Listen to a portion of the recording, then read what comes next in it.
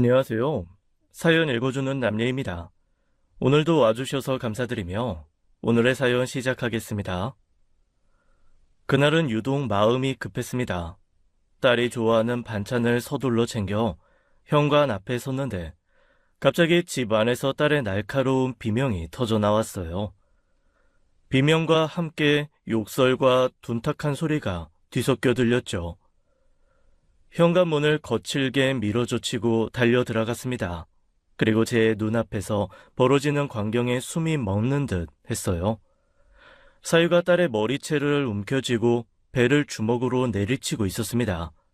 딸은 맞을 때마다 고통의 비명을 질렀죠. 박재호, 너 지금 미쳤니? 이게 어디서 주먹질이야? 어머니, 또 언제 오셨대요? 너 이게 뭐 하는 짓이야? 엄마, 소연아, 괜찮아? 그냥 잠깐 좀 말다툼 좀 하다가 부부 사이 일이니 그냥 가시죠. 이게 어떻게 말다툼이니? 어디 감히 내 딸한테 손을 대? 오해입니다. 내가 이 두 눈으로 똑똑히 봤는데 무슨 오해? 두 눈으로 보든 뭘 하든 그냥 오해라고 생각하고 가시라고요. 모녀가 쌍으로 사람 개 열받게 하지 말고. 뭐야? 사위를 힘껏 밀쳐내고 바닥에 쓰러진 딸을 끌어안았습니다. 딸은 숨조차 제대로 쉬지 못하며 떨고 있었죠. 소연아, 정신 차려봐. 괜찮아? 어디 많이 아파? 엄마, 엄마 너무 아파. 어떡해, 이걸 어떡해. 조금만 참아. 엄마가 여기 있어. 엄마가 옆에 있어. 엄마, 나 너무 무서워. 순간 사위가 뒤에서 거칠게 소리치며 다가오고 있었습니다. 저희 모녀의 끔찍한 악몽의 시작이었어요. 안녕하세요. 저는 60대 중반의 여성입니다. 남편이 세상을 떠난 뒤 저는 작은 식당을 꾸려가며 딸 하나만을 바라보고 살아왔습니다. 부족함 없이 키우려 애썼기에 좋은 사람이 나타나면 기꺼이 딸을 맡기겠다고 늘 다짐했죠. 처음 사위를 만났을 때 튼튼한 회사를 다니며 성실하고 자상한 모습이 참 믿음직스러웠습니다.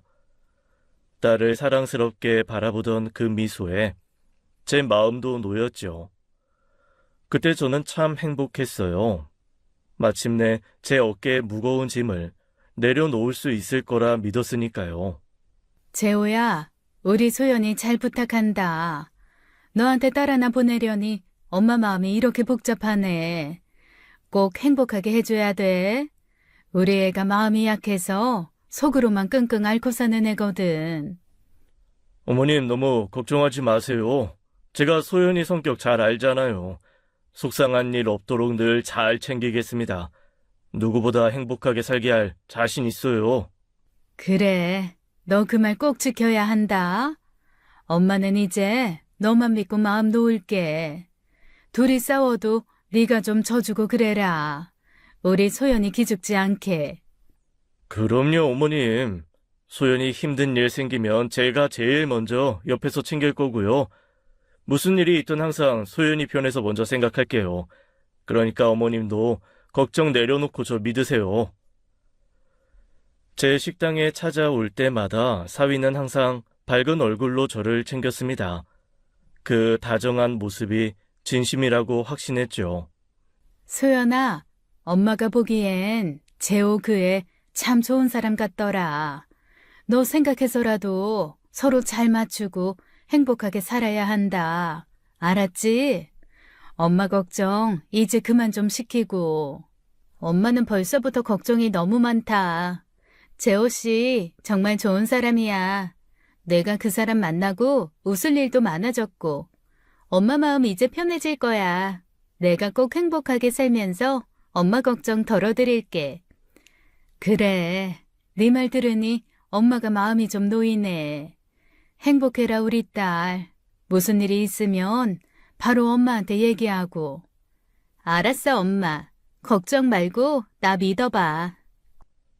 하지만 그날 목격한 사위의 끔찍한 모습은 제가 알던 사람과 전혀 달랐습니다.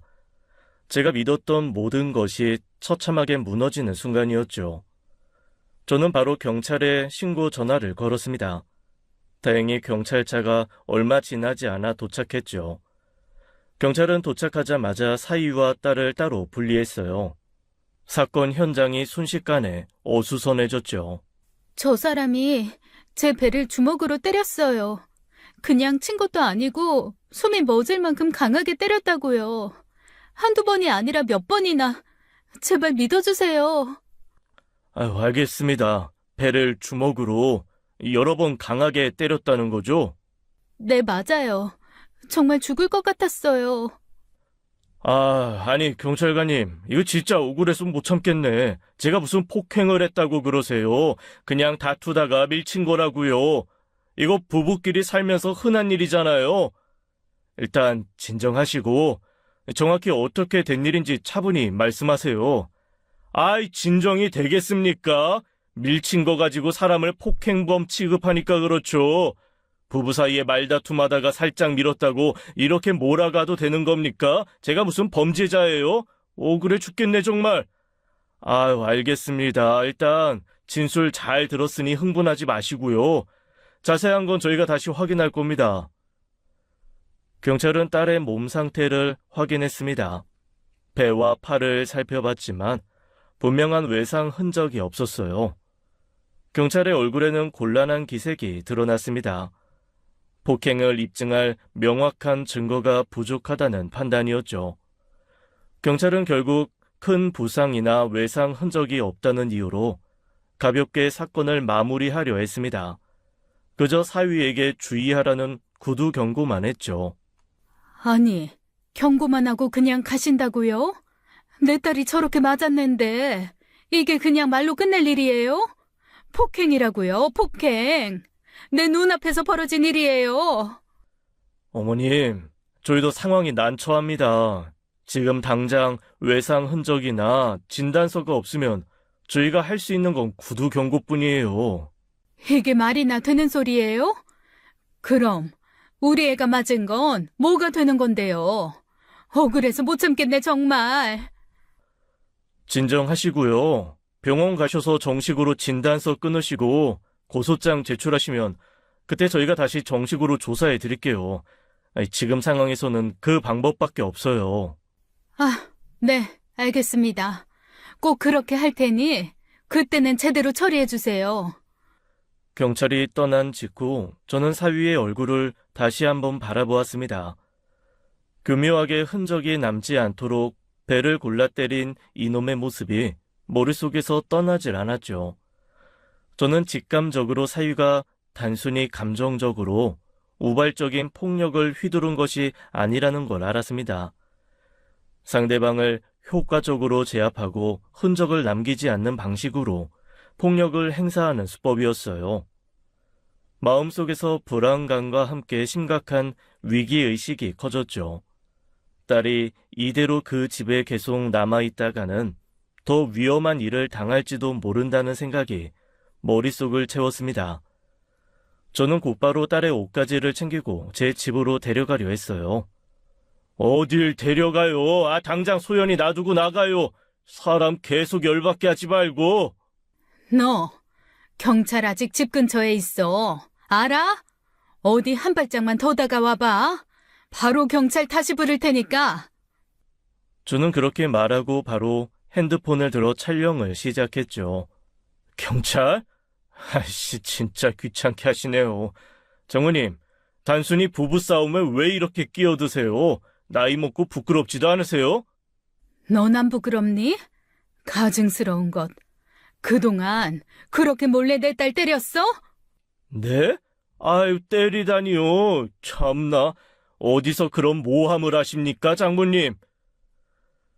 사위놈은 제가 들고 있는 핸드폰을 의식하며 뻔뻔하게 거짓말을 했죠. 그래, 어디 한번 해봐. 내가 무서울 줄 알아? 가까이 오지 마. 가까이 오면 바로 신고해버릴 테니까. 다시 경찰을 부른다는 제 말에 사위는 저를 노려보기만 하더군요. 저는 그대로 딸 손을 잡고 그 집을 나왔습니다. 그 길로 바로 딸을 병원에 데리고 갔어요. 폭행에 대한 진단서를 발급받으려고요. 하지만 그 어떠한 폭행의 흔적도 나오지 않았기에 의사는 저희 말을 크게 믿어주지 않았죠. 일단 발급은 받았지만 그조차도 단순 배의 통증을 호소한다는 수준이었고 폭행의 흔적이 발견된다는 내용은 없었습니다. 시간이 늦었기에 저는 그 길로 딸을 데리고 일단 제 집으로 갔어요. 딸은 아무 말 없이 저를 따랐죠. 제 집으로 돌아온 후 딸은 아무 말 없이 결혼 전 쓰던 자기 방으로 들어가 누웠습니다. 그 방문 앞에 가만히 서서 작게 들려오는 딸의 울음소리를 들었죠. 그 흐느낌을 듣고 있으니 가슴 깊숙한 곳에서 먹먹한 통증이 퍼졌어요. 비통한 마음을 숨길 수가 없었습니다. 그리고 그날 밤이었어요. 딸을 데려온 지 하루도 채 지나지 않은 날이었죠. 누군가 현관문이 부셔질 듯 요란하게 발로 차더군요. 사위였어요. 곧이어 문 너머로 사위의 거친 욕설이 쏟아졌습니다. 사위는 딸을 당장 내놓으라며 문을 세게 발로 차기 시작했죠. 문이 흔들릴 정도의 충격에 저는 바로 휴대전화를 집어들었어요. 주저없이 경찰에 신고했죠. 경찰이 도착하기 직전 사위는 마치 알고 있었다는 듯 급히 자리를 떴습니다. 그리고 뒤늦게 경찰이 저희 집으로 도착을 했죠. 아까 낮에 신고한 사람인데요. 사위가 이번에 제 집까지 찾아와서 문을 부수려고 하고 난리를 치고 갔다고요. 왜 그냥 가시려고 해요? 바로 그놈 찾아서 잡아가셔야죠. 이대로 두면 큰일 난다고요. 아유, 어머님, 저희도 현장에서 사위분을 발견하지 못했기 때문에 지금 당장은 어떻게 조치할 수가 없습니다. 아니, 제가 봤잖아요. 문이 부서질 정도로 차고 온갖 욕설까지 퍼부었는데 그런데 대체 왜 못 잡는다는 거예요? 그게요, 저희도 규정상 현장에서 사위분이 행패를 부리는 걸 보지 못하면 추가로 할 수 있는 게 없습니다. 다시 오면 그때 즉시 신고해 주시고요. 그러다 큰일 나면요. 그때 가서 책임질 거예요? 진짜 너무하시네요. 그날 이후로 사위는 끈질기게 저를 괴롭히기 시작했습니다. 끊임없이 제게 전화를 해서 딸을 내놓으라고 했죠. 늦은 밤 새벽 할 것 없이 끊임없이 저를 괴롭혔어요. 저는 그때부터 마음속으로 결심했습니다. 딸을 이혼시키는 것은 당연하고 제 딸을 때린 사위를 제대로 처벌받게 하겠다고 말이죠. 계속 이렇게 나오시면 진짜 큰일 나는 수 있습니다. 소연이 당장 집으로 돌려보내세요. 큰일? 지금 자네가 내 딸한테 손댄 그 큰일을 말하는 건가? 난 절대로 소연이 못 보내. 어디 해볼 테면 해봐. 후회하기 싫으면 좋은 말로 할 때 돌려보내요. 좋게 말하고 있을 때 못 이기는 척 보내시라고요. 더 이상 저 자극하지 마시고요. 꿈도 꾸지 말게나. 이번 일 내가 그냥 넘어갈 것 같아? 반드시 법적으로 처리할 거니까 그렇게 알아. 딸은 하루 종일 방에 틀어박혀 있었습니다. 제가 말을 걸어도 거의 대답하지 않았죠. 방 안에서 들려오는 희미한 울음소리에 제 마음까지 답답해졌죠. 그렇게 며칠이 지났습니다. 다행히 한동안 사위가 찾아오지는 않았죠. 하지만 그럼에도 딸은 불안해했어요. 소연아, 엄마한테 솔직히 말해봐. 재호 걔가 너 때린 거 이번이 처음 아니지? 전에도 이런 적 있었던 거야? 말해봐, 제발. 엄마는 네가 말 안 하고 속으로 참고 있는 게 더 무서워. 언제부터야, 어? 엄마한테 숨기지 말고 다 말해. 엄마, 미안해. 나 정말 말하고 싶었는데 너무 무섭고 창피해서. 창피하긴 뭐가 창피해. 네가 잘못한 거 아니야. 다 말해봐. 엄마가 다 들어줄게. 딸은 대답 없이 눈물을 흘리며 고개를 끄덕이더군요. 저는 눈을 질끔 감으며 참담한 마음을 삭혔습니다. 그러다가 딸이 입을 열었죠. 엄마, 나 그냥 집에 돌아가는 게 맞는 거 아닐까? 재호 씨 더 화나기 전에. 너 지금 정신이 있는 거니 없는 거니? 거길 네가 왜 돌아가? 왜? 다시 거기 가서 또 맞고 살아? 절대로 안 돼. 얘가 지금 무슨 이상한 소리야. 그래도 이렇게 버티면 더 큰일이 생길 것 같아. 난 그게 너무 무서워. 소연아, 제발 그런 말 하지 마. 네가 지금 이러니까 엄마가 답답하고 속이 터지겠다. 엄마 살아있는 한 너 절대 그 집에 다시 못 들어가. 이런 게 요즘 TV에서 말하는 가스라이팅인가 했어요. 결혼 전에는 그렇게 총명했던 아이가 이제는 바보가 된 듯했죠. 저는 딸의 휴대전화 번호부터 바꾸고 사위와의 연락을 모두 차단했습니다. 딸이 저도 모르게 사위에게 연락하는 일을 막기 위해서였죠. 딸은 제 결정을 말없이 따랐어요. 저는 그 후로 딸의 곁에서 떨어지지 않았죠. 최대한 편안하게 대해주며 딸의 불안을 덜어주려 노력했습니다. 그리고 딸이 어느 정도 진정을 했을 때 딸에게 말했어요. 소연아, 엄마 생각엔 박재호 걔가 곱게 이혼해 줄 리가 없고 이혼 소송부터 하자. 더 늦기 전에 얼른 정리해야지. 근데 소송하려면 분명한 증거가 필요해. 그동안 그 인간이 너 때렸던 거 증거 같은 거 있어? 사진이나 진단서라도. 없어. 엄마, 그 사람 늘 멍도 안 들게 교묘하게 때렸어. 눈에 띄는 상처 같은 거 남기지 않으려고 했나 봐. 그 교활하고 악랄한 자식, 사람 탈을 쓰고 어떻게 그렇게 잔인하니? 진짜 어디서 그런 악마 같은 놈을 만나서.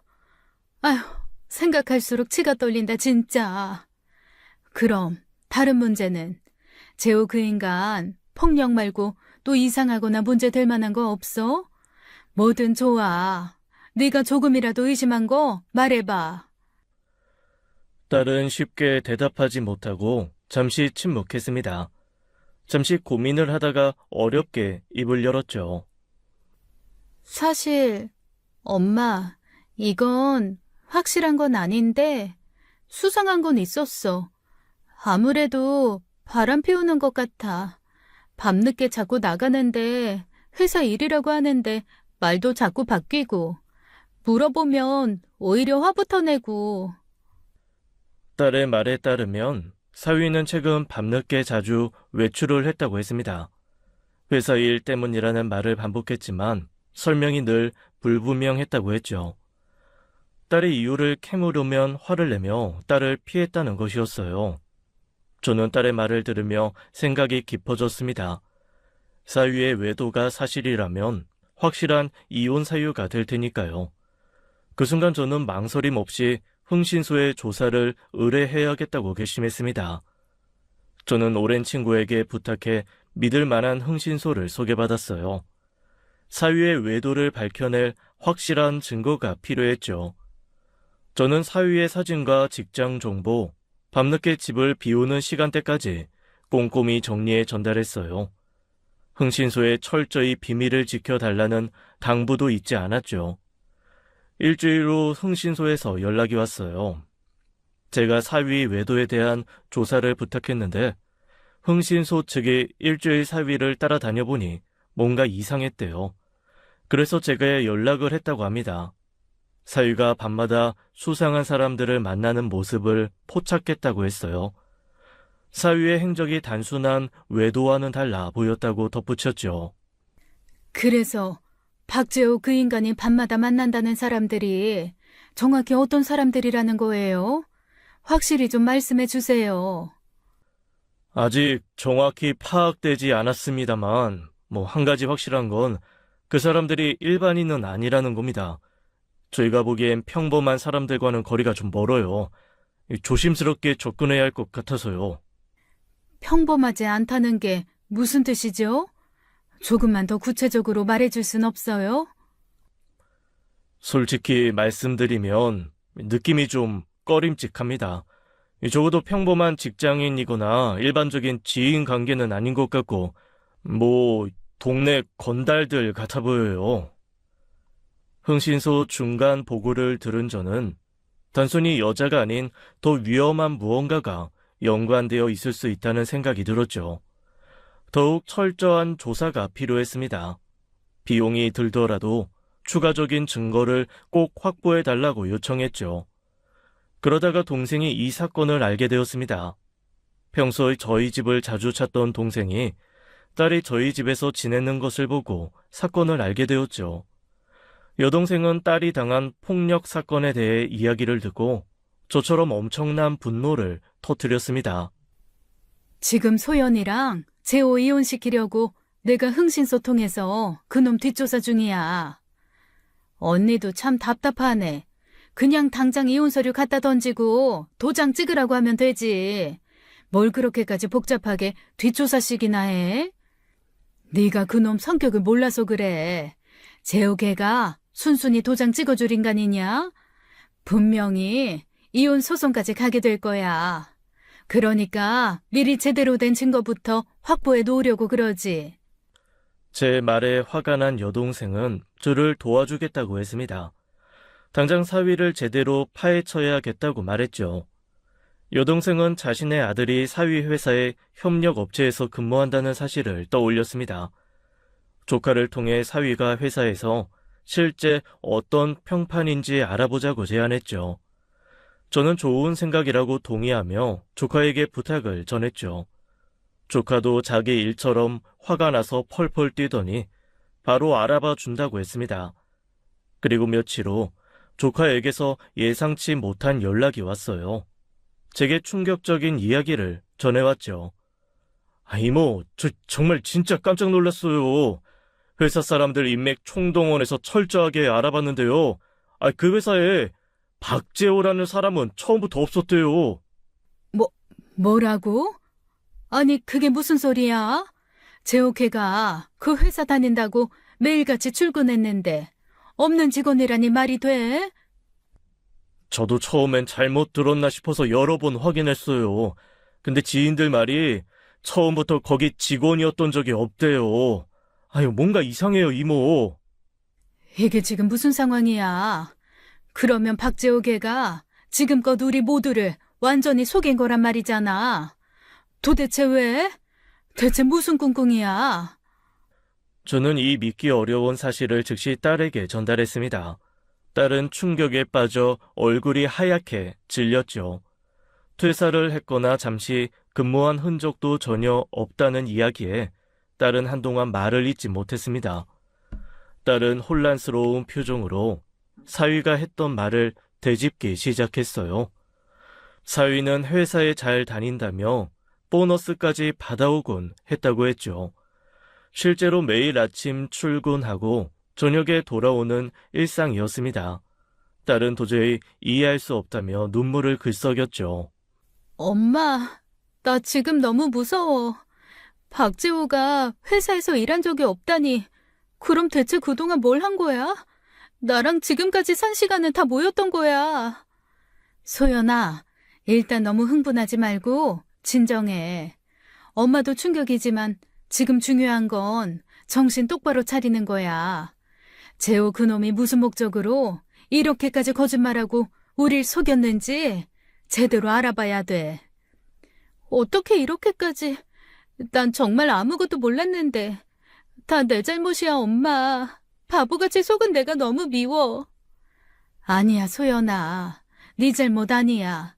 네가 뭘 잘못했겠니? 엄마가 있으니까 일단 진정하고 앞으로 어떻게 해야 할지 같이 생각해보자. 저는 더욱 의심이 깊어졌습니다. 그렇다면 사위는 지금껏 어디서 무슨 일을 하고 있었던 걸까요? 돈의 출처도 분명히 의심스러웠습니다. 게다가 최근 드러난 흥신소의 중간 보고도 마음에 걸렸죠. 딸을 전문가처럼 때리는 그 모습하며 무언가 더 어둡고 위험한 일을 사위가 숨기고 있다는 직감이 들었죠. 저는 더 이상 시간을 지체할 수 없다고 판단했습니다. 딸의 안전을 위해서라도 사위의 정체를 서둘러 밝혀야만 했어요. 그리고 흥신소 직원과 약속한 날, 중간 보고의 날이 되었습니다. 카페에 도착했을 때 직원은 이미 구석진 자리에 앉아 저를 기다리고 있었죠. 직원은 저를 보자 가볍게 고개를 숙이며 준비한 서류를 내밀었습니다. 저는 숨을 고르고 서류를 펼쳤죠. 서류 안에는 사위가 접촉한 인물들의 간략한 프로필이 적혀 있었어요. 저희가 사위분을 계속 추적해봤는데요. 만나고 다니는 사람들이 상당히 위험합니다. 대부분 폭력 전과가 있는 사람들이었고요. 별들도 많이 달았더라고요. 잠깐만요. 폭력 전과요? 정확히 무슨 일을 하길래 그런 사람들이랑 어울린다는 거죠? 좀 더 구체적으로 말씀해 주세요. 일단은 불법적인 일일 가능성이 크고요. 확실히 단정 짓기엔 조금 이르지만 계속 추적하려면 저희도 위험 부담이 커서요. 솔직히 말씀드리면 추가적인 위험 수당이 좀 필요합니다. 돈은 얼마가 됐든 상관없으니까 철저하게 조사해 주세요. 제가 반드시 알아야겠어요. 박재호 그 인간이 정확히 뭐라고 다니는지. 조금이라도 수상한 게 있으면 하나도 빠짐없이 전부 확인해 주세요. 그리고 흥신소 직원은 조사하며 느낀 점을 덧붙였습니다. 사위의 행적은 외도는 절대 아니라고요. 늦은 밤마다 수상한 장소를 10군데도 넘게 오가며 정상적이지 않은 일을 하는 것이 분명하다고 말했어요. 혹시 술집이나 업소 같은 곳인가요? 그런 곳을 드나드는 건 아닌가요? 아니요. 그런 건 아닙니다. 술집이나 유흥업소가 아니라 사람이 전혀 살지 않은 폐가 같은 가정집에서 주로 만나더라고요. 그것도 아주 험상궂게 생긴 사람들하고 잠깐 만나고 바로 헤어지는 식이요. 폐가요? 사람이 살지도 않는 데서 뭐라는 걸까요? 대체 거기서 뭘 하는지. 정확히 뭘 하는지까지는 아직 확인 못했습니다만 느낌이 썩 좋지 않습니다. 보통 사람들은 아니니까요. 저는 흥신소 직원의 대답에 입이 다 마르더군요. 대체 사위가 뭐하는 인간인지 궁금해 미칠 지경이었죠. 직원의 표정은 매우 신중했습니다. 조심스럽게 조직적인 불법 행위 가능성까지 언급했죠. 사유가 단순히 위험 인물들과 어울리며 유흥을 하는 게 아니라 뭔가 불법적인 일에 깊숙이 연관된 것으로 보인다고 귀뜸했습니다. 저는 등골이 서늘해졌어요. 그동안 알던 사위는 이제 완전히 낯선 사람이었죠. 부탁드립니다. 박재호가 정확히 무슨 불법적인 일을 하고 다니는 건지 반드시 알아내주세요. 저한테는 아주 중요한 문제예요. 네, 무슨 말씀인지 압니다. 솔직히 위험한 부분이 있긴 하지만 저희도 여기까지 온 이상 확실히 끝을 봐야겠죠. 최대한 조심하면서도 더 깊게 파고들어 보겠습니다. 네, 꼭 좀 부탁해요. 비용은 신경 쓰지 않을 테니까 대신 철저하게 확실하게 조사만 해주세요. 걱정 마십시오. 철저하게 진행하겠습니다. 확실한 증거까지 최대한 확보해서 다시 보고 드리겠습니다. 직원과 헤어진 후에도 마음이 쉽사리 진정되지 않았습니다. 솔직히 고민되었어요. 저같이 평범한, 아니 평범보다 못하는 소시민인 제가 저런 인간에게 맞설 수 있을까 싶어서요. 하지만 가장 중요한 것은 딸의 안전을 지키는 일이었습니다. 저는 확실한 증거를 확보할 때까지 조금만 더 기다려보기로 했죠. 그리고 다음 날이었어요. 저는 식당에서 손님들의 주문을 받고 있던 때였습니다. 갑자기 가게 문이 큰 소리와 함께 거칠게 열렸죠. 고개를 돌리자 사위가 분노로 가득 찬 얼굴로 서 있었어요. 그리고는 저를 보자마자 입에 담기 힘든 욕설을 퍼부으며 가게 안으로 뛰어들었습니다. 순식간에 가게 안은 아수라장이 됐죠. 사위는 의자 집기들을 닥치는 대로 쓰러뜨리고 던지기 시작했어요. 그 모습을 본 손님들이 놀라 달아났습니다. 사위는 곧바로 제 앞으로 달려왔습니다. 내가 그렇게 만만하게 보여? 어디서 사람을 붙여서 뒷조사를 해? 장모라고 최대한 좋게 봐주니까 내가 아주 우습지? 너 또 한 번만 나 건드리면 그땐 네 집 식구 다 죽는 거야. 알아? 손 못 놔?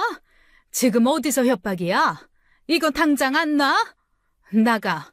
당장 내 가게에서 나가라고. 이번이 마지막 경고예요.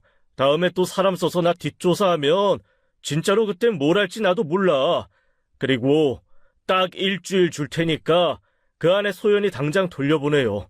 안 그러면 진짜 끔찍한 일 벌어질 테니까 알겠어? 웃기지 마. 네 협박에 내가 겁먹을 줄 알아? 이런 인간 쓰레기 같은 놈. 일주일 안에 보내요, 소연이. 서위는 그렇게 온 식당을 뒤엎은 채 쏟아진 유리 파편들을 밟으며 거칠게 가게를 빠져나갔습니다. 정신을 차리자 온몸이 떨렸지만 저는 즉시 휴대전화를 들어 흥신소 직원에게 연락했어요. 하지만 직원은 전화를 받지 않았죠. 급한 마음에 여러 번 전화를 걸었지만 연결이 되지 않았습니다. 가슴 속에서 불길한 생각이 밀려왔어요. 흥신소 직원마저 연락이 끊긴 이 상황이 몹시 불안했죠. 저는 바로 경찰서로 향해 사위를 정식으로 고소했습니다. 정식으로 영업방해와 재물손괴 혐의로 고소를 했어요. 고소장을 제출하고 돌아온 그날 밤, 역시나 사위에게 전화가 왔죠. 장모님, 진짜 겁이 없으시네. 날 경찰에 신고해? 참 재미있는 분이시네. 내가 너 같은 인간 협박에 기죽을 줄 알아? 어디 한번 해봐. 소연이 절대 너한테 보낼 일 없다. 법이 괜히 있는 줄 아니? 하하하, 법. 좋아요, 법대로 해요. 어차피 그깟 벌금 몇 푼 내면 끝인데 장모님이 할 수 있는 게 뭐가 있겠어요? 재미있네. 어디 할 거 다 해봐요. 오냐? 내가 할 수 있는 거 다 해주마. 그렇게 말하고는 일방적으로 전화를 끊어버렸죠. 저는 사위의 태도에 치밀어 오르는 화를 간신히 눌렀습니다. 다음 날 아침 연락이 끊겼던 흥신소 직원이 제게 연락을 해왔어요. 목소리는 힘이 없었고 당장 만나야겠다는 말만 반복했죠. 저는 불안한 마음으로 흥신소 직원이 기다리는 집 근처 공원으로 서둘러 나갔습니다. 흥신소 직원을 마주보는 순간 저는 깜짝 놀랐어요. 직원의 한쪽 눈은 심하게 피멍이 들어있었고 얼굴 곳곳에 상처가 보였죠. 정말 죄송합니다, 어머님. 박재호 미행하다가 그만 들켜버렸어요. 제가 제대로 조심하지 못하고 접근했다가 죄송합니다. 아니, 얼굴이 왜 그래요? 세상에, 괜찮아요? 박재호, 그 인간이 때렸어요? 병원에 갔어요? 어머, 미안해요. 이렇게까지 될 줄은 정말 몰랐는데. 이 정도는 괜찮습니다. 이런 일 하다 보면 가끔 이런 일도 생기거든요. 그런데 솔직히 말씀드려서 더 이상 진행하는 건 어려울 것 같습니다. 제가 얼굴을 이제 들켰기도 하고 그 사람 보통이 아니기도 하고요. 어머님께 너무 죄송하지만 이쯤에서 조사를 멈춰야 할 것 같아요. 네, 충분히 이해해요. 미안해요. 내가 괜히 위험한 부탁을 했네요. 치료부터 잘 받으세요. 정말 미안하고 그동안 고마웠어요. 직원은 더 이상의 조사는 도저히 할 수 없다며 지금까지의 조사 자료를 제게 건넸습니다. 남은 돈의 일부까지 돌려주며 완전히 손을 떼겠다고 선언했죠. 저는 그 순간 가슴이 철렁했어요. 사위가 얼마나 위험한 사람인지 다시금 실감했죠. 이제 더 이상 도움을 받을 사람도 방법도 없다는 현실이 저를 무겁게 짓눌렀습니다. 상황은 점점 더 심각해지고 있었죠. 솔직히 제가 감당할 수 없는 수준까지 치닫고 있다 생각했어요. 당장 어떻게 해야 할지, 무엇을 붙잡아야 할지도 막막했죠. 저는 집으로 돌아와 흥신소에서 넘겨준 중간 보고 서류를 꼼꼼히 펼쳐보기 시작했습니다. 한 장씩 넘길 때마다 마음이 점점 더 무거워졌죠. 그러다 어느 페이지에서 제 시선이 완전히 멈췄습니다. 사위의 10대 시절 기록이었어요. 자료에 따르면 사위는 학창 시절 학교폭력 사건의 주동자였습니다. 같은 반 학생을 여러 명이 집단으로 심하게 폭행했고 결국 그 학생은 사망했다고 적혀 있었죠. 손에 든 서류가 떨리기 시작했습니다. 사위는 그 사건으로 소년원에서 복역했지만 사건은 철저히 은폐된 흔적이 있었습니다. 당시 사돈들이 엄청난 합의금을 쓰고 철저히 덮어버린 것이었죠. 제 가슴이 점점 더 빠르게 뛰기 시작했습니다.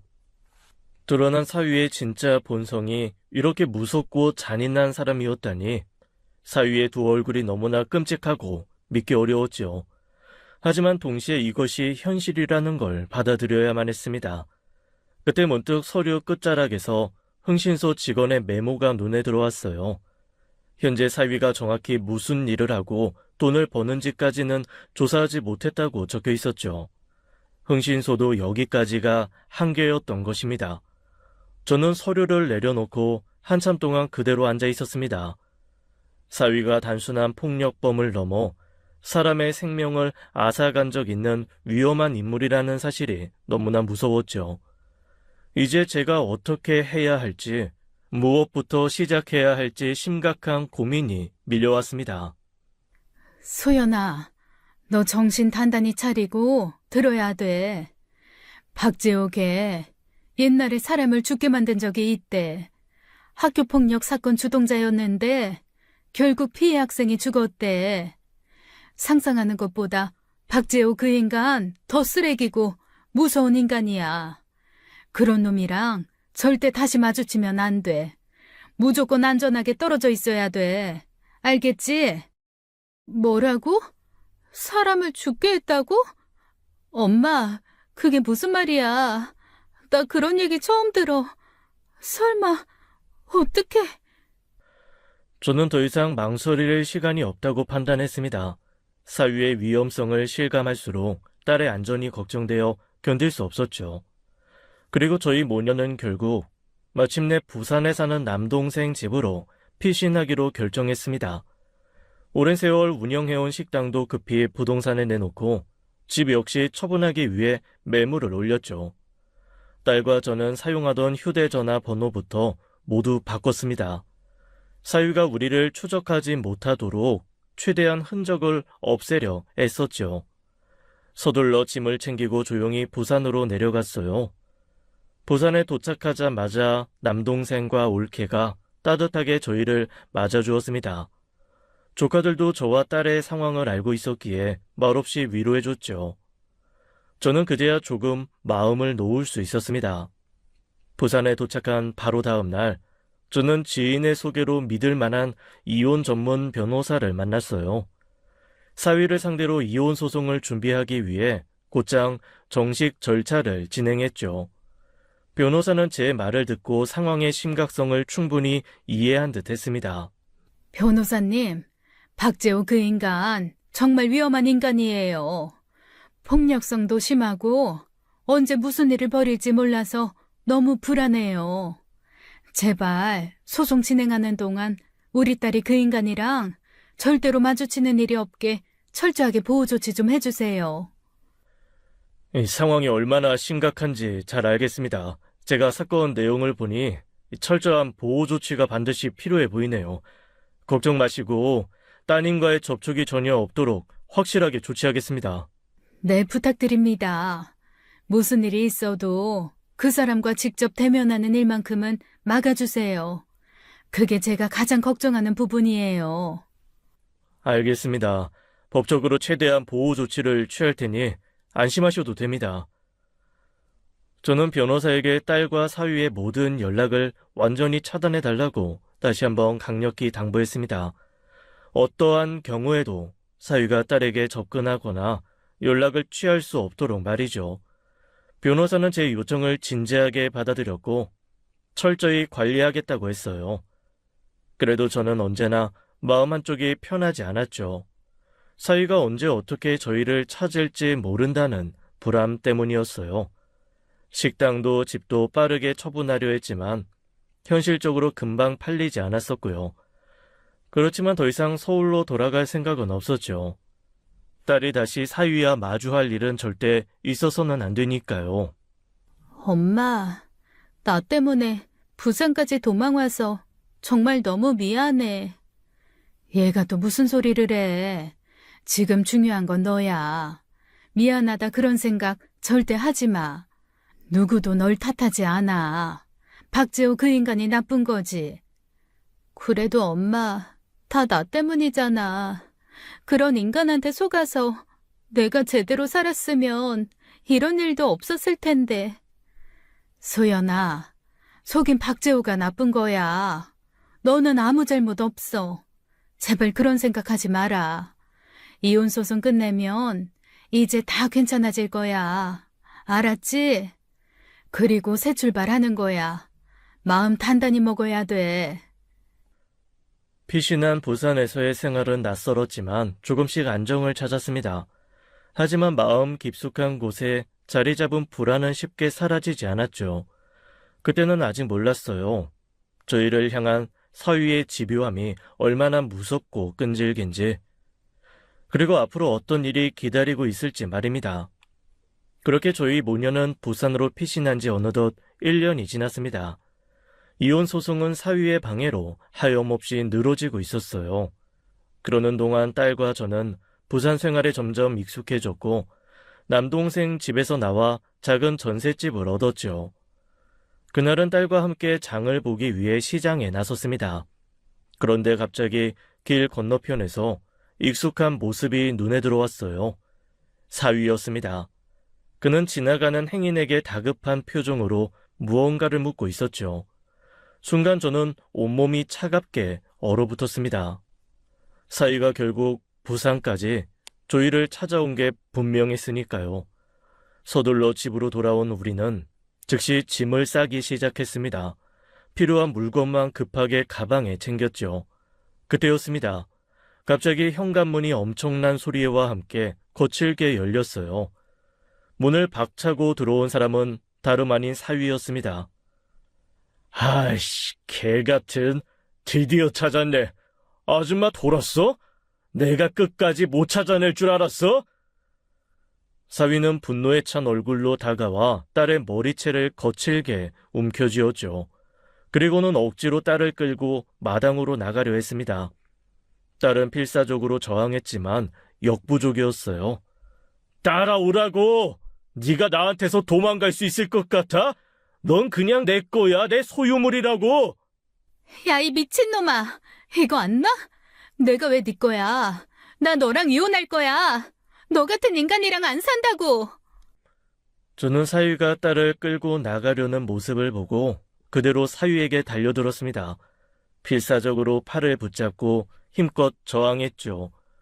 사위는 그런 저를 비웃듯이 주먹을 휘둘렀고 저는 바닥에 나뒹굴었어요. 온몸에 퍼지는 통증에도 저는 다시 일어나 사위를 붙잡았죠. 사위는 분노하며 이번엔 발로 저를 무자비하게 걷어찼습니다. 저는 이번에도 바닥에 쓰러졌지만 또다시 일어나서 사위를 막아섰죠. 그 순간 딸이 비명을 지르며 사위에게 달려들었습니다. 딸은 사위의 팔을 있는 힘껏 물고 손톱으로 얼굴을 핥히며 처절하게 저항했죠. 야이씨, 미친 게 감히 남편을 물어? 너 이제 죽고 싶어 환장했구나. 나 이제 너 같은 인간한테 절대 안 끌려가. 차라리 죽으면 죽었지 다시는 못 가. 끝까지 말 안 듣네 이게. 그래, 내가 오늘 아주 너 죽여서 데리고 가주마. 그래, 죽여봐. 다시는 너한테 안 당해. 절대 못 가. 절대로. 하지만 사위는 저희 모녀가 감당하기엔 너무나 강했습니다. 당연했어요. 처음부터 이길 수가 없었죠. 결국 딸마저 사위에게 거칠게 밀쳐져 바닥에 쓰러졌어요. 그 모습을 본 저는 온 힘을 끌어모아 젖먹던 힘까지 짜내 사위에게 달려들었습니다. 사위 다리에 매달려 종아리를 있는 힘껏 물어뜯었죠. 사위는 고통의 소리를 지르며 저를 떼어내려고 발버둥쳤습니다. 저는 절대로 놓지 않겠다는 생각 하나로 끝까지 사위 다리에 매달렸죠. 그때였습니다. 집 밖에서 급박한 발소리와 함께 누군가 문을 박차고 들어왔습니다. 경찰이었어요. 경찰은 빠르게 사위를 제압하고 체포했죠. 그만하세요. 움직이지 마시라고요.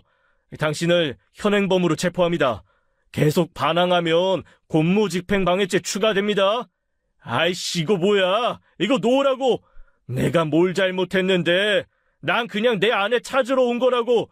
저 여자가 내 와이프라고! 경찰이 사위를 제압하는 모습을 본 순간 저는 그제야 온몸에서 힘이 빠졌습니다. 딸은 흐느끼며 저에게 달려와 저를 꼭 끌어안았죠. 딸의 온기가 느껴지자 긴장했던 마음이 비로소 풀리며 눈물이 쏟아졌어요. 그 순간 저는 몸의 아픔보다 딸을 끝까지 지켜냈다는 사실이 더 선명하게 느껴졌습니다. 사실 사위를 발견하고 집으로 급히 와서 짐을 싸다가 저는 생각했었어요. 왜 죄를 지은 사람도 아닌 우리가 늘 도망치며 살아야 하는지 강하게 마음이 들끓었죠. 그래서 그때 저는 결심했습니다. 이번만큼은 절대 도망치지 않고 정면으로 맞서 싸우겠다고 말이죠. 저희 집 마당은 높은 언덕에 있어 멀리서 오는 사람의 모습을 쉽게 알아볼 수 있었습니다. 저는 그곳에서 대기를 하다가 멀리서 사위의 모습이 보이자 경찰에 신고 전화를 걸었죠. 무단 침입에 폭력을 행사하는 남자가 집으로 들이닥쳤다고 경찰에 긴급하게 상황을 알렸습니다. 물론 그때는 사위가 집에 들이닥치기 전이었지만 앞으로 그런 행동을 할 것은 뻔했기에 이미 경찰에 신고 전화를 넣은 것이었죠. 그리고 곧바로 휴대전화를 집안 구석진 곳에 잘 숨겨놓고 카메라를 작동시켰습니다. 사위가 집 안에서 폭력을 행사하면 그 모든 행동을 확실한 증거로 남기려고요. 제 예상은 적중했습니다. 마침내 사위가 거칠게 현관문을 열고 집으로 들어왔습니다. 사위는 저를 보자마자 욕설을 퍼부으며 당장 딸을 내놓으라고 협박했죠. 그때 저는 일부러 예전에 있었던 딸을 때린 사건을 언급했어요. 뻔뻔한 놈아, 여기 왜 찾아와? 내 딸이랑 너는 끝났어. 이혼 서류에 도장이나 찍어. 부부가 부부싸움 좀 한다고 이혼합니까? 부부싸움? 너 수시로 내 딸 때린 거 내가 똑똑히 기억하고 있어. 그렇게 너보다 약한 여자 때리니까 기분이 좋았니? 어? 그래, 내가 때렸다. 내 마누라 내가 좀 때리겠다는데 당신이 무슨 상관이야? 아, 내 일에 좀 끼어들지 마. 지금 네 입으로 때렸다고 말하는 거지? 그래, 때렸다. 어쩔래? 또 때려줘? 그 순간 사위는 흥분하며 자신이 딸을 폭행한 사실을 분명히 인정했습니다. 사위는 스스로 제가 친 덫에 걸린 거지요. 그 모습을 고스란히 휴대전화 카메라에 담겼으니까요. 분노로 날뛰던 사위가 결국 제게 손을 대자 저는 주저하지 않고 사위의 공격에 맞서 싸운 겁니다. 경찰이 올 때까지 죽을 힘을 다해 버티겠다는 심정으로요. 그리고 마침내 경찰이 도착해 사위가 체포된 거지요. 저는 조용히 숨겨둔 핸드폰을 꺼내 경찰에게 전달했습니다. 모든 증거가 그곳에 다 기록되어 있다고 말했죠. 경찰서로 끌려간 사위는 처음엔 모든 혐의를 완강히 부인했습니다. 그러나 제가 제출한 영상이 공개되는 순간 더는 범죄를 부정할 수 없었죠. 결국 사위는 모든 범행 사실을 인정하고 체념한 듯 고개를 떨구었어요. 저는 그 즉시 변호사를 통해 사위를 폭행과 협박, 가정폭력 혐의로 정식 고소했습니다. 촬영된 영상이 결정적인 증거가 되어 법정에서 사위의 죄는 명백히 드러났죠. 재판부는 사위에게 징역 2년 6월에 집행유예를 선고했어요. 더불어 저와 딸에 대한 접근 금지 명령을 내렸습니다. 또한 이 영상은 이혼 소송에서도 강력한 증거로 제출되었습니다. 사위의 범죄가 명확히 입증되자 재판부는 단호히 저희의 손을 들어주었죠. 마침내 딸은 사위와의 이혼 소송에서 완벽히 승소했습니다. 딸이 법정에서 판결을 들으며 흐르는 눈물을 닦는 모습을 보고 저도 눈시울이 붉어졌죠. 긴 싸움 끝에 우리가 이겼다는 사실이 비로소 현실로 와닿았습니다. 법정을 나서며 저는 오랜만에 깊고 긴 숨을 내쉬었어요. 마음 깊은 곳에서 오랫동안 억눌려 왔던 응어리가 풀려나가는 기분이었죠. 이제 더 이상 사위의 그림자에 떨지 않고 살아갈 수 있겠다는 안도감이 저를 감쌌습니다. 이혼 후 저와 딸은 부산에서 차츰 평온한 일상을 회복했어요. 그 무섭던 기억도 시간이 흐르자 조금씩 희미해졌죠. 어느 날 아침 여동생이 급히 전화를 걸어왔습니다. 목소리가 몹시 흥분돼 있어 무슨 일이냐고 묻자 놀라운 소식을 전해주었죠. 사위가 경찰에 체포되었다는 이야기였습니다. 언니, 그 얘기 들었어? 박재호 그놈 도박장 운영하다가 현장에서 경찰한테 딱 걸렸대. 이번엔 완전히 제대로 잡혔나 봐. 뭐라고? 도박장? 세상에, 어쩐지 뭔 짓을 하고 다니나 했더니 결국 지가 저지른 죄로 스스로 망했네. 그니까 말이야, 언니. 폭력에 협박에 온갖 못된 짓 다 하고 다니더니 결국 재발등 찍었지 뭐야. 사위는 이전에 저희 모녀 폭행건으로 인해 이미 집행유예 중이었습니다. 그 때문에 이번 도박장 사건으로 형이 가중되었고 결국 징역 8년이라는 중형을 선고받았죠. 저는 동생과 전화를 끊고서도 한참 동안 생각에 잠겨 있었습니다. 사위는 결국 자기 스스로 파놓은 함정에 빠진 셈이었어요. 자신의 악행과 폭력, 거짓으로 결국 몰락한 것이었죠. 모든 게 탐욕과 폭력적인 성향 때문이었습니다. 전화를 끊고 저는 창밖의 푸른 하늘을 오랫동안 바라보았습니다. 지금껏 살아온 긴 시간의 고통과 싸움이 마침내 끝났다는 실감이 들었죠. 어느새 이 모든 사건이 벌써 12년 전의 일이 되었습니다. 지금 딸은 다정하고 믿음직스러운 사람을 만나 행복한 재혼 생활을 하고 있고 저 역시 사랑스러운 손주들과 함께 평온한 노년을 보내고 있죠. 지난 날을 떠올리면 아직도 가슴 한편이 아려오곤 합니다. 그래도 그때 제가 내린 용기 있는 선택이 옳았다고 확신하며 이제는 더 이상 두려움 없이 하루하루를 살아가고 있습니다. 가족과 함께한 소소한 일상이 소중하고 아름답다는 걸 비로소 저는 깨달았습니다. 지난 시간의 아픔 덕분에 더 깊이 행복을 느끼며 살고 있죠. 저희 모녀는 이제 절대 두려워하거나 도망치지 않고 당당하게 서로를 지키며 살아갈 것입니다. 지금까지 사연 읽어주는 남녀였습니다. 끝까지 함께 해주신 여러분 감사드리며 저희는 다음 사연으로 돌아올게요. 감사합니다.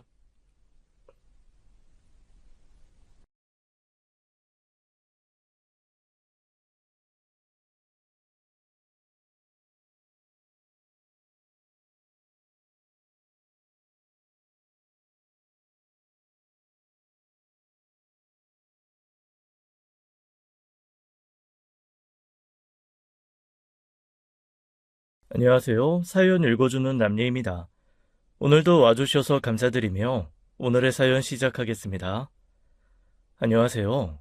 저는 얼마 전 인생의 중대한 결정을 내린 30대 여성입니다. 저는 정말 찢어지게 가난한 집에서 태어나 자랐어요. 할아버지 때부터 있었던 빚으로 아버지는 고생만 하시다 제가 고등학교 때 사고로 돌아가셨고 어머니께서도 결혼 후 아버지와 함께 그 빚을 갚기 위해 고군분투하다 골병이 들어 많이 아프십니다. 그래서 저는 엄마의 짐을 나눠지고자 고등학교 졸업 후 바로 취업 전선에 뛰어들어 생활비를 벌기 시작했어요. 다행히 빚은 없었지만 아픈 엄마 혼자 벌어 3남매를 먹여 살리기는 힘들었거든요. 엄마는 그래도 대학은 가라고 하셨지만 당장 등록금도 없는 마당에 무리하게 대학에 간다고 한들 제 마음이 편할 것 같진 않아 스스로 한 선택이었죠. 그래서 후회도 없고 원망도 없었어요. 하지만 엄마한테는 그게 두고두고 한이 되셨는지 대학 때문에 자주 울곤 하셨죠. 네 아버지만 살아계셨어도 지인이 네 대학은 어떻게든 됐을 텐데. 미안하다, 지인아. 엄마가 너무 미안해. 아이 참, 엄마 또 대학 소리야? 대학 소리 좀 그만해. 대학 못 나온다고 뭐 죽어? 다 알아서 살 길 찾아서 사는 거야. 나 좀 봐. 또 취직했잖아. 자꾸 계약직으로 들어가니 그렇지. 대학만 나왔어도 우리 딸 어디 가서든 정규직 따낼 수 있는데 괜히 부족한 부모 만나서 우리 딸만 고생하는 것 같아. 엄마가 너무 미안해서. 세상에 그렇게 생겨먹은 걸 뭐 어쩌겠어. 걱정하지 마, 엄마. 내가 고졸도 이 사회에서 우뚝 설 수 있다는 거 보여줄게. 세상을 살아가는 데는 학벌이 다가 아니라는 거 내가 꼭 보여줄 거야. 엄마 앞에서는 자신만만했지만 직접 고졸로서 사회생활을 시작한 제가 왜 모르겠어요. 사회 초년생으로서 처음 겪게 된 세상은 생각보다 학벌은 큰 문제가 안 되는 것처럼 보이지만 알게 모르게 크고 작은 차별들이 있었습니다. 물론 고졸과 대졸이 같은 처우를 받아야 한다고 생각하진 않아요. 더 많은 돈과 시간을 들인 만큼 고졸보다 더 나은 대우는 자연히 따라오기 마련이죠. 하지만 적어도 인격적으로 무시까지 할 필요는 없잖아요. 첫 직장에서 고졸 계약직으로 들어갔다가 은근히 금 나누기를 하는 대졸 사원들에게 상처받고 계약 기간이 끝나자마자 또 다른 곳으로 취직하게 되었습니다. 그런데 그곳에서 끝판왕을 만난 거예요. 이번에 들어왔다던 그 신입? 어려 보이는데 몇 살이야? 21살이요. 어머, 어쩐지. 대학 안 들어갔구나. 요즘 같은 시대에 왜 대학을 안 가? 개나 소나 다 들어가는 대학이라도 들어가야지. 사정이 있어서요. 아무리 사정이 있다도 요즘 같은 시대에 자식 대학 안 보내는 부모도 있나? 세상 물정을 몰라도 너무 모르는 부모네. 처음 만남에서 대뜸 그렇게 무례한 말을 하던 그 여자는 저희 엄마 또래나 될 것 같은 중년의 아줌마였어요. 제가 그때 회계사무소에서 일을 했는데 사무장님 지인으로 들어왔다던 여자였죠. 다른 직원들은 다 괜찮았는데 그 여자가 문제였어요. 애초에 대표님도 고졸이라는 걸 알고 뽑았고 그래서 그만한 일에 배치가 된 건데 매번 대학 이야기를 꺼내더라고요. 무례한 사람이라는 걸 알고 적당히 대꾸하고 말려고 했는데 그것도 한두 번이지 정말 사람 짜증나게 하면서요. 게다가 이상하게 사사건건 제가 뭘 하고 있는지 지켜보는데 처음엔 신입이라 그런 줄 알았습니다. 지인 씨, 아까 어딜 갔다 오는 거야? 근무 시간에 그렇게 왔다 갔다 해도 되나? 사무장님께서 은행 갔다 오라고 시키셔서 갔다 온 건데요. 아, 그래? 그럼 나한테 말을 하고 가야지.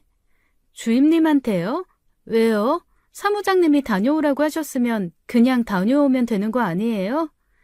지은 씨, 아직 어려서 뭘 모르는 것 같아서 말해주는데 직장 생활 그렇게 하는 거 아니야. 상사가 이렇게 하세요라고 하면 네, 알겠습니다. 그 한마디 하고 따르면 되는 거라고. 그렇게 불필요한 말에 물음표 붙여봤자 지인 씨한테 도움될 거 없어. 앞으로는 어딜 가든 나한테 말하고 가고, 알았지? 여자는 웃으며 저를 가르치려 들었습니다. 상사라면 마땅히 가르침을 받아야 마땅하겠지만 저도 회사 생활 며칠 해보니 그 여자의 포지션을 알게 됐거든요. 그 회사 3년 차에 주임을 달고 있긴 하지만 말이 주임이지 사실상 회사에서 가장 쓸모없는 포지션이었어요. 회계 프로그램을 다룰 줄 아는 것도 아니었고 하다못해 엑셀도 못 다루는 사람이 무슨 주임인가요? 그저 회사에 오면 이 직원 저 직원 건드려 보면서 시비나 거는 게 전부인 사람 말을 듣고 싶을 리 없잖아요. 알게 모르게 다른 직원들도 불편해하는 것 같긴 했는데 사무장 지인이라 내색은 못하는 그런 상황이었습니다. 입사 초기 말도 안 되는 트집으로 길을 꺾으려는 게 느껴졌지만 저도 좋은 게 좋은 거라고 들어온 지 얼마 안 된 회사에서 목소리를 높이고 싶지 않아 참았습니다. 그런데 그 여자는 도저히 참아주기 힘들 만큼 무례하게 선을 넘는 사람이었어요. 지인 씨는 젖가슴이 너무 커서 그런 옷 입으면 안 될 것 같은데? 아니면 남자 직원들한테 젖가슴 어필하고 싶어서 그러는 거야? 네? 그게 아니면 그런 옷을 왜 입어? 사람 눈 민망하게. 그때 제가 입은 옷은 평범한 흰 셔츠였어요. 제가 다른 사람들에 비해 바스트가 좀 있는 편이다 보니 그 셔츠만 입으면 단추가 좀 벌어져서 그 위에 니트 조끼를 입은 아주 평범한 차림이었죠. 그런데 꼭 집어 사람들 앞에서 그것도 젖가슴이라는 민망하고 노골적으로 언급하니 너무 수치스럽더라고요. 다른 직원들도 순간 경악하는 것 같았지만 저를 생각해서 애써 못 들은 척하고요. 순간 전 표정 관리가 되지 않고 눈을 어디다 둬야 할지 모르겠더라고요. 그냥 있는 옷 입은 거지. 어떤 의도를 가지고 입은 건 아니에요. 제 옷에 신경 쓰지 마세요. 아니, 어떻게 신경을 안 써? 무슨 아스팔트에 방지턱 마냥 툭 튀어나와 있는데. 그럼 제가 여잔데 튀어나와 있지 움푹 파여 있겠어요? 제가 수영복 입고 회사 온 것도 아닌데 왜 제 옷 가지고 그러세요? 아니, 그냥 그렇다는 거지. 왜 그렇게 날카롭게 굴어?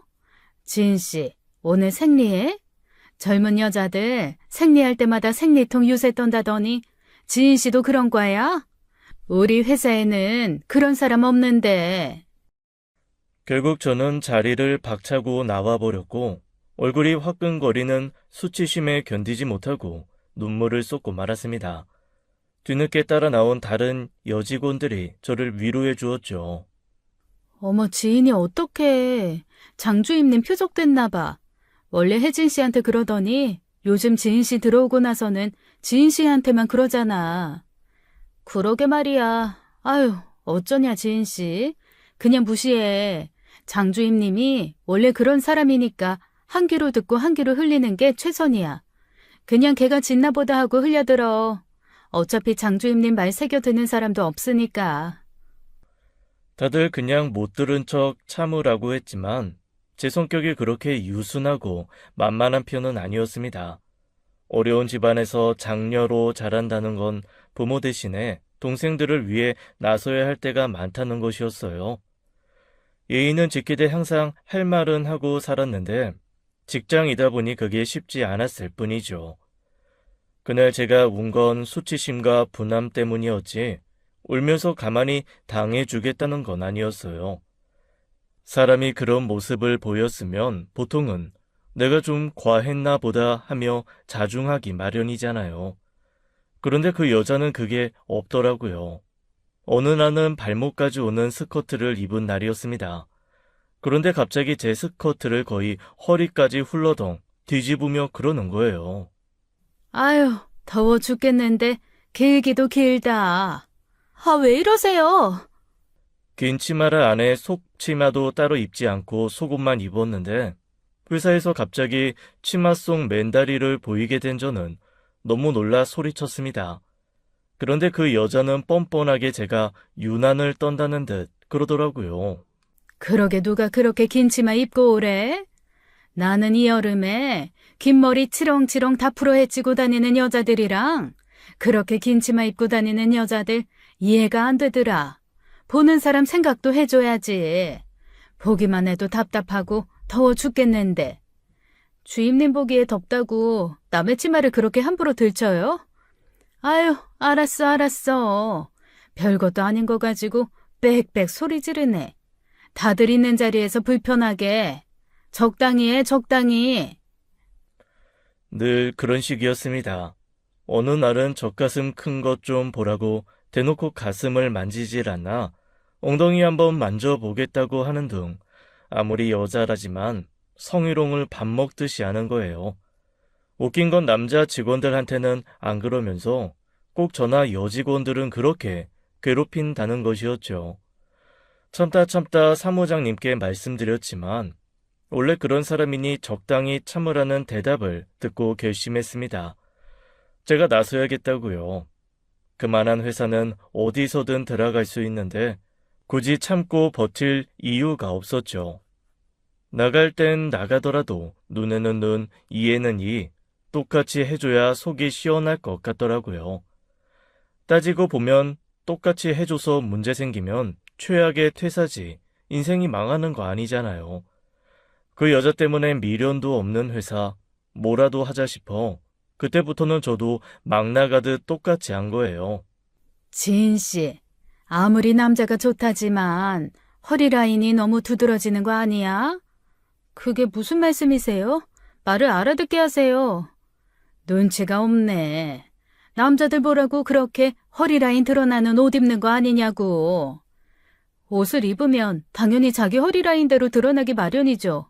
저나 주임님이나 똑같은 바지 입은 건데 주임님은 뱃살이 많아서 배가 그렇게 툭 튀어나온 거고 저는 뱃살이 없어서 들어간 것 뿐인데 그걸 가지고 남자들 보라고 옷을 그렇게 입은 거라고 하시는 거예요? 그 순간 사무실 여기저기서 웃음을 참지 못한 소리가 터져 나왔고 순간 여자가 당황하더라고요. 뭐야? 내가 뱃살이 어딨다고? 근데 주임님은 바지 사이즈가 어떻게 되세요? 볼 때마다 너무 신기하다. 그 허리에 맞는 바지가 있어요? 아니면 맞춤 제작? 지인 씨, 무슨 말을 그렇게 해? 내 허리 사이즈가 어떻다고? 아니 참 기가 막혀서 지금 사람들 다 있는 자리에서 남의 허리 가지고 이러쿵저러쿵 떠드는 거 그거 맞다고 생각해? 네? 주임님이 먼저 그러셨잖아요. 제 허리가 어쩌고 저쩌고 이러쿵저러쿵.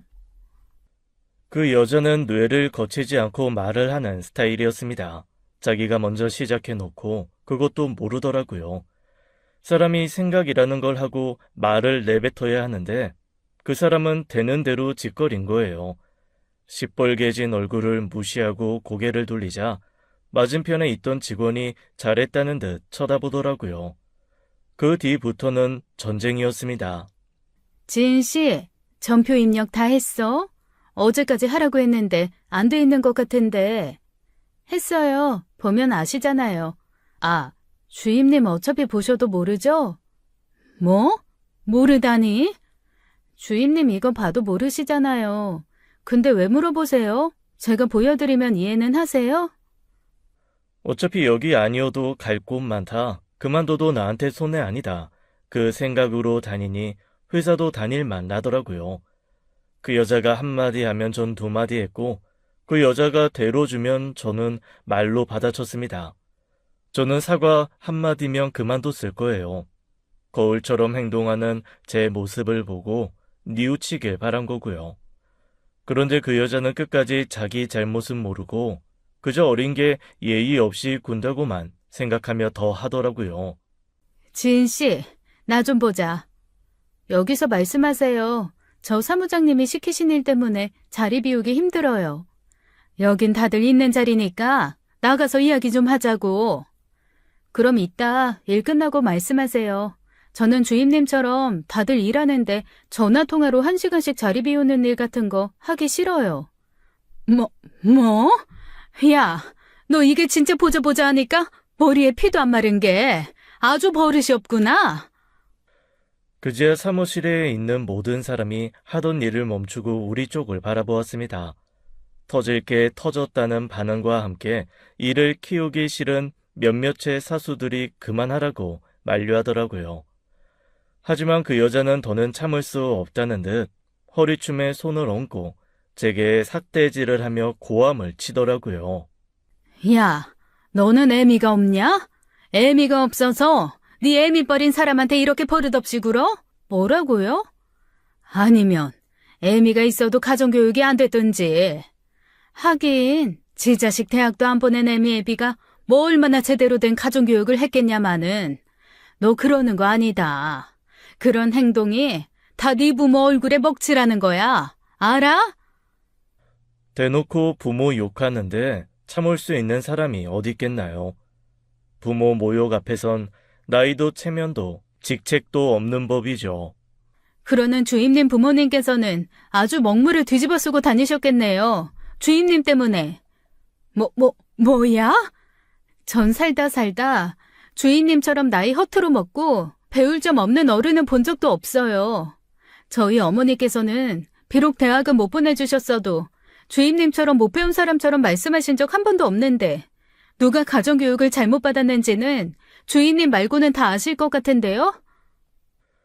그때였습니다. 결국 분을 참지 못한 그 여자가 그 소뚜껑 같은 손바닥으로 제 뺨을 후려쳤고 거의 동시에 제 머리채를 잡아 흔들기 시작했어요. 온직원이 달려들어 그 여자한테서 저를 떼어내려 용을 썼고 그제야 사무장님까지 나와 말렸죠. 간신히 그 여자의 손에서 벗어난 저는 바로 그 자리에서 경찰에 신고했고 경찰서까지 가게 된 거예요. 그건 어려서 할 수 있는 행동이었습니다. 어차피 그렇게 된 마당에 제가 회사를 계속 다니겠다는 생각으로 경찰서까지 갔겠어요.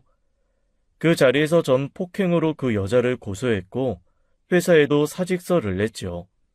그리고 그냥 나오지도 않았어요. 사무장님 선에서 마무리하려던 거 대표님 찾아가 하고 싶은 말 다 하고 그만뒀습니다. 어린 게 되바라지게 할 말 다 한다고 생각하실 수도 있는데요. 회사에 미꾸라지처럼 물으리는 사람이 있는데 그 사람 하나 때문에 다 불편해하는 거 뻔히 알면서도 참으면서 일해라. 돈 주는 곳 아니냐고 회유하고 피해자만 참으라고 하는 회사 더는 못 다니겠습니다. 대표님께서 어디까지 아시는지 모르겠지만 장난이라는 이름으로 몇 번이나 행해졌던 성희롱까지도 저는 그냥 넘어가지 않을 생각이에요. 나중에 회사를 나오고 나서 다른 직원들에게 들은 이야기로는 대표님께서 모든 직원들을 1대1 면담을 하셨대요. 그때 직원들이 쌓아뒀던 불만을 터뜨렸고 대표님도 그제야 사무장과 그 여자의 만행을 알게 된 거였어요. 결국 그 일로 그 아줌마도 잘렸고 사무장도 잘렸다고 하더라고요. 그 회사를 나왔다고 해서 그 여자와의 악연이 끝난 건 아니었습니다.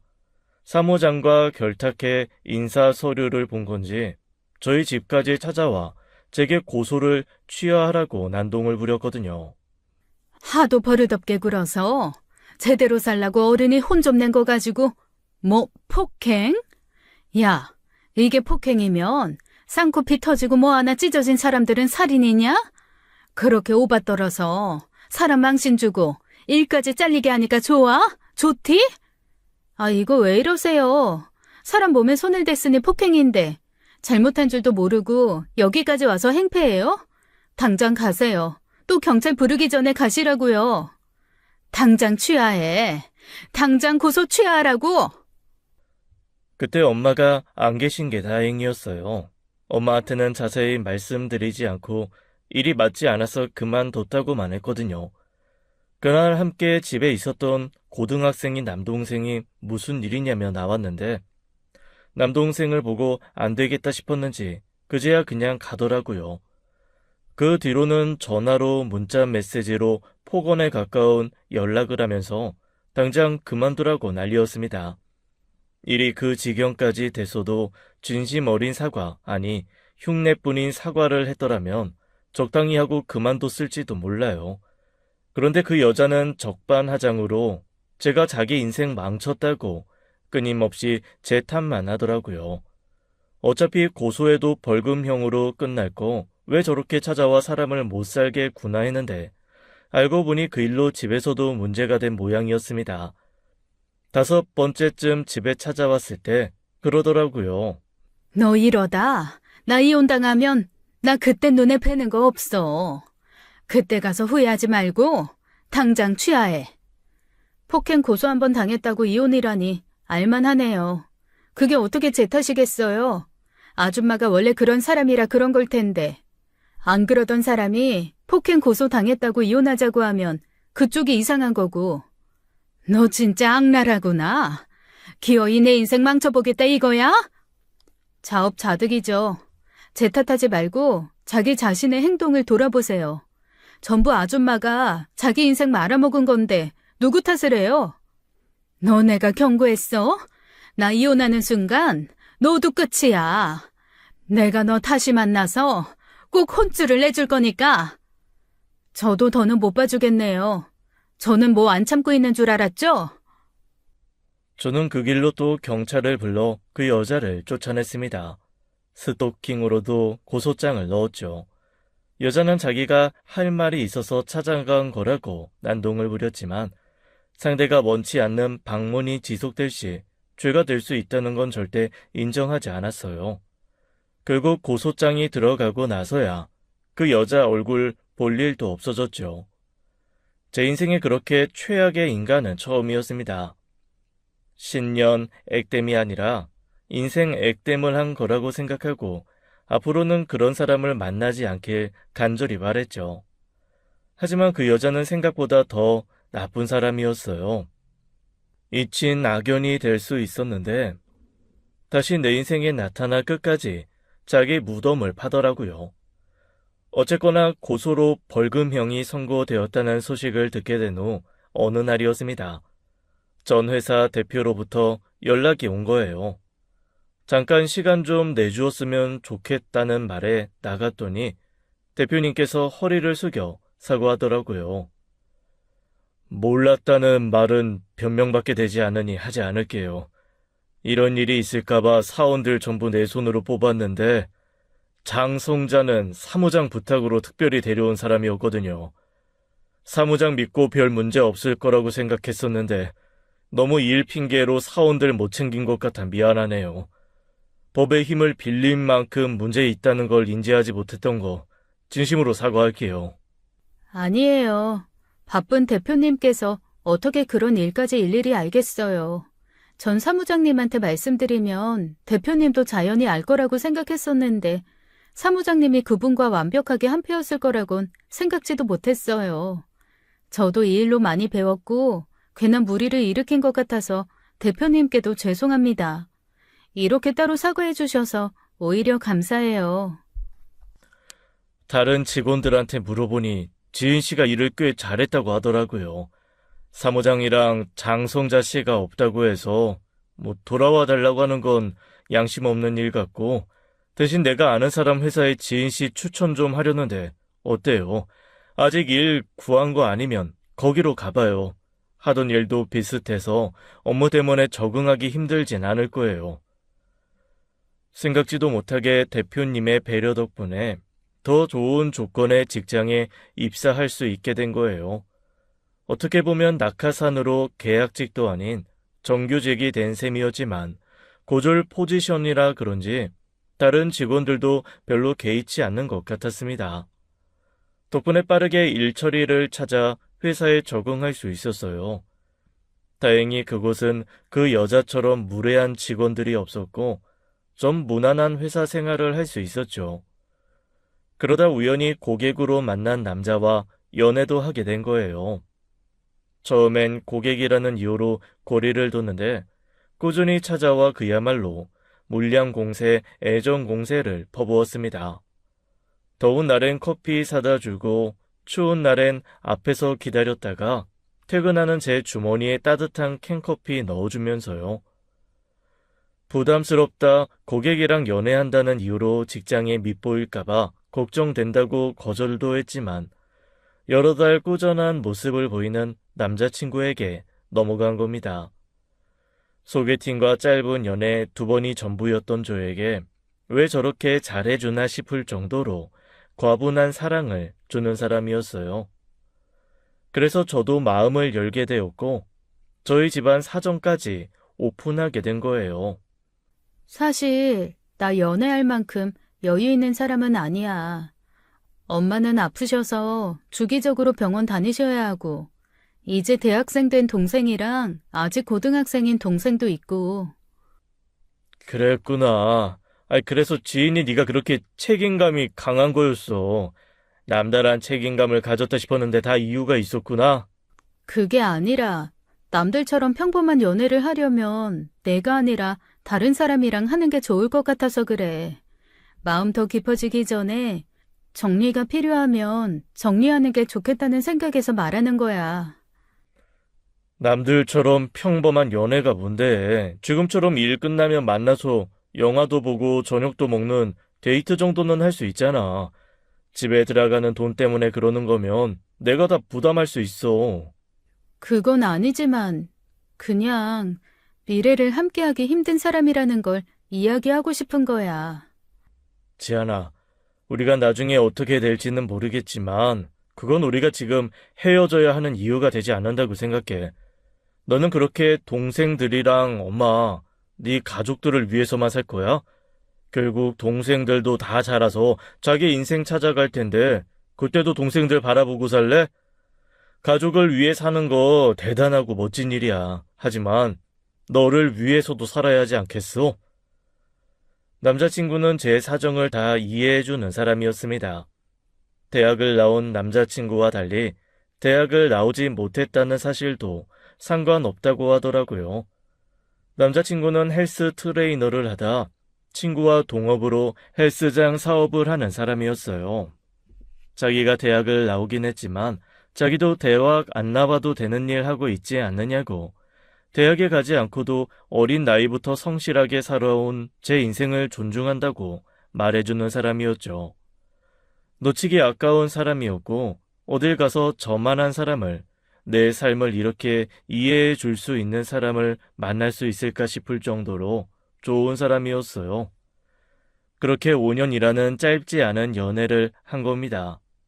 오랜 연애를 했지만 우여곡절 같은 것도 없었어요. 그만큼 서로가 서로에게 잘 맞는 상대였다고 생각했습니다.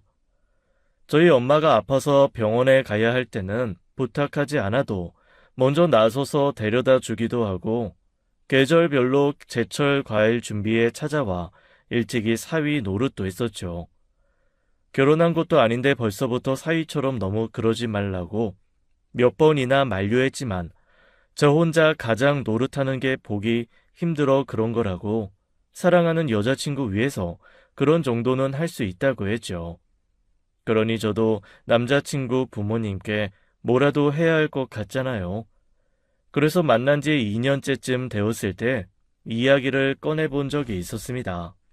이번 추석 때 나도 오빠 집에 가서 인사드릴까? 매번 오빠만 우리 집에 오는 거 미안한데. 뭐하러, 부담스럽고 힘들지. 나중에 기회 되면 인사드리자.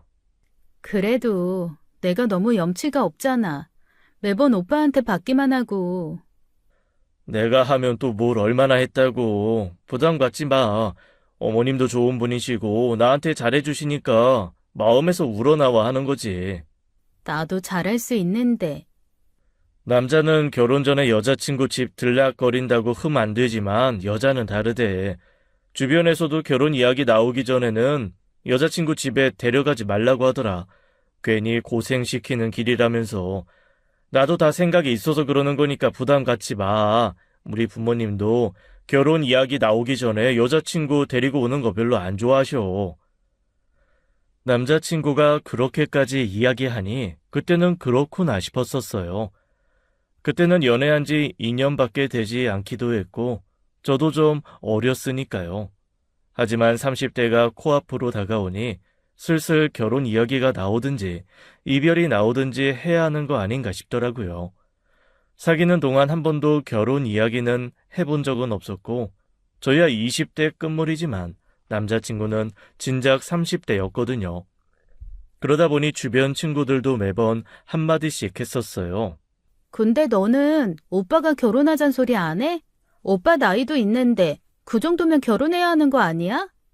아직 일이 바빠서 결혼은 먼 것 같은데. 야, 그 나이면 1, 2년 만나고도 결혼 전제로 사겨. 너는 5년씩이나 만나놓고 아직도 결혼 얘기가 안 나온다는 게 말이 돼? 우리 언니가 그러는데 장기 연애의 끝은 결혼 아니면 이별이래.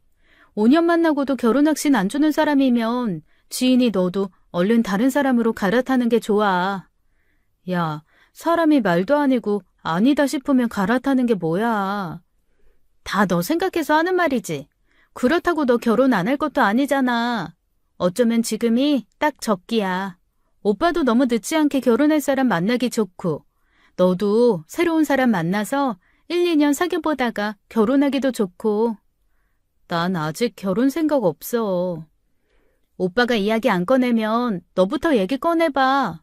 결국 뭐 아니면 더 아니야? 결혼하거나 헤어지거나. 한두 사람도 아니고 장기 연애했다고 하면 다들 결혼은 언제 할 거냐고 물어보더라고요. 듣는 이야기가 많아서 그런지 저도 생각이 참 많았습니다.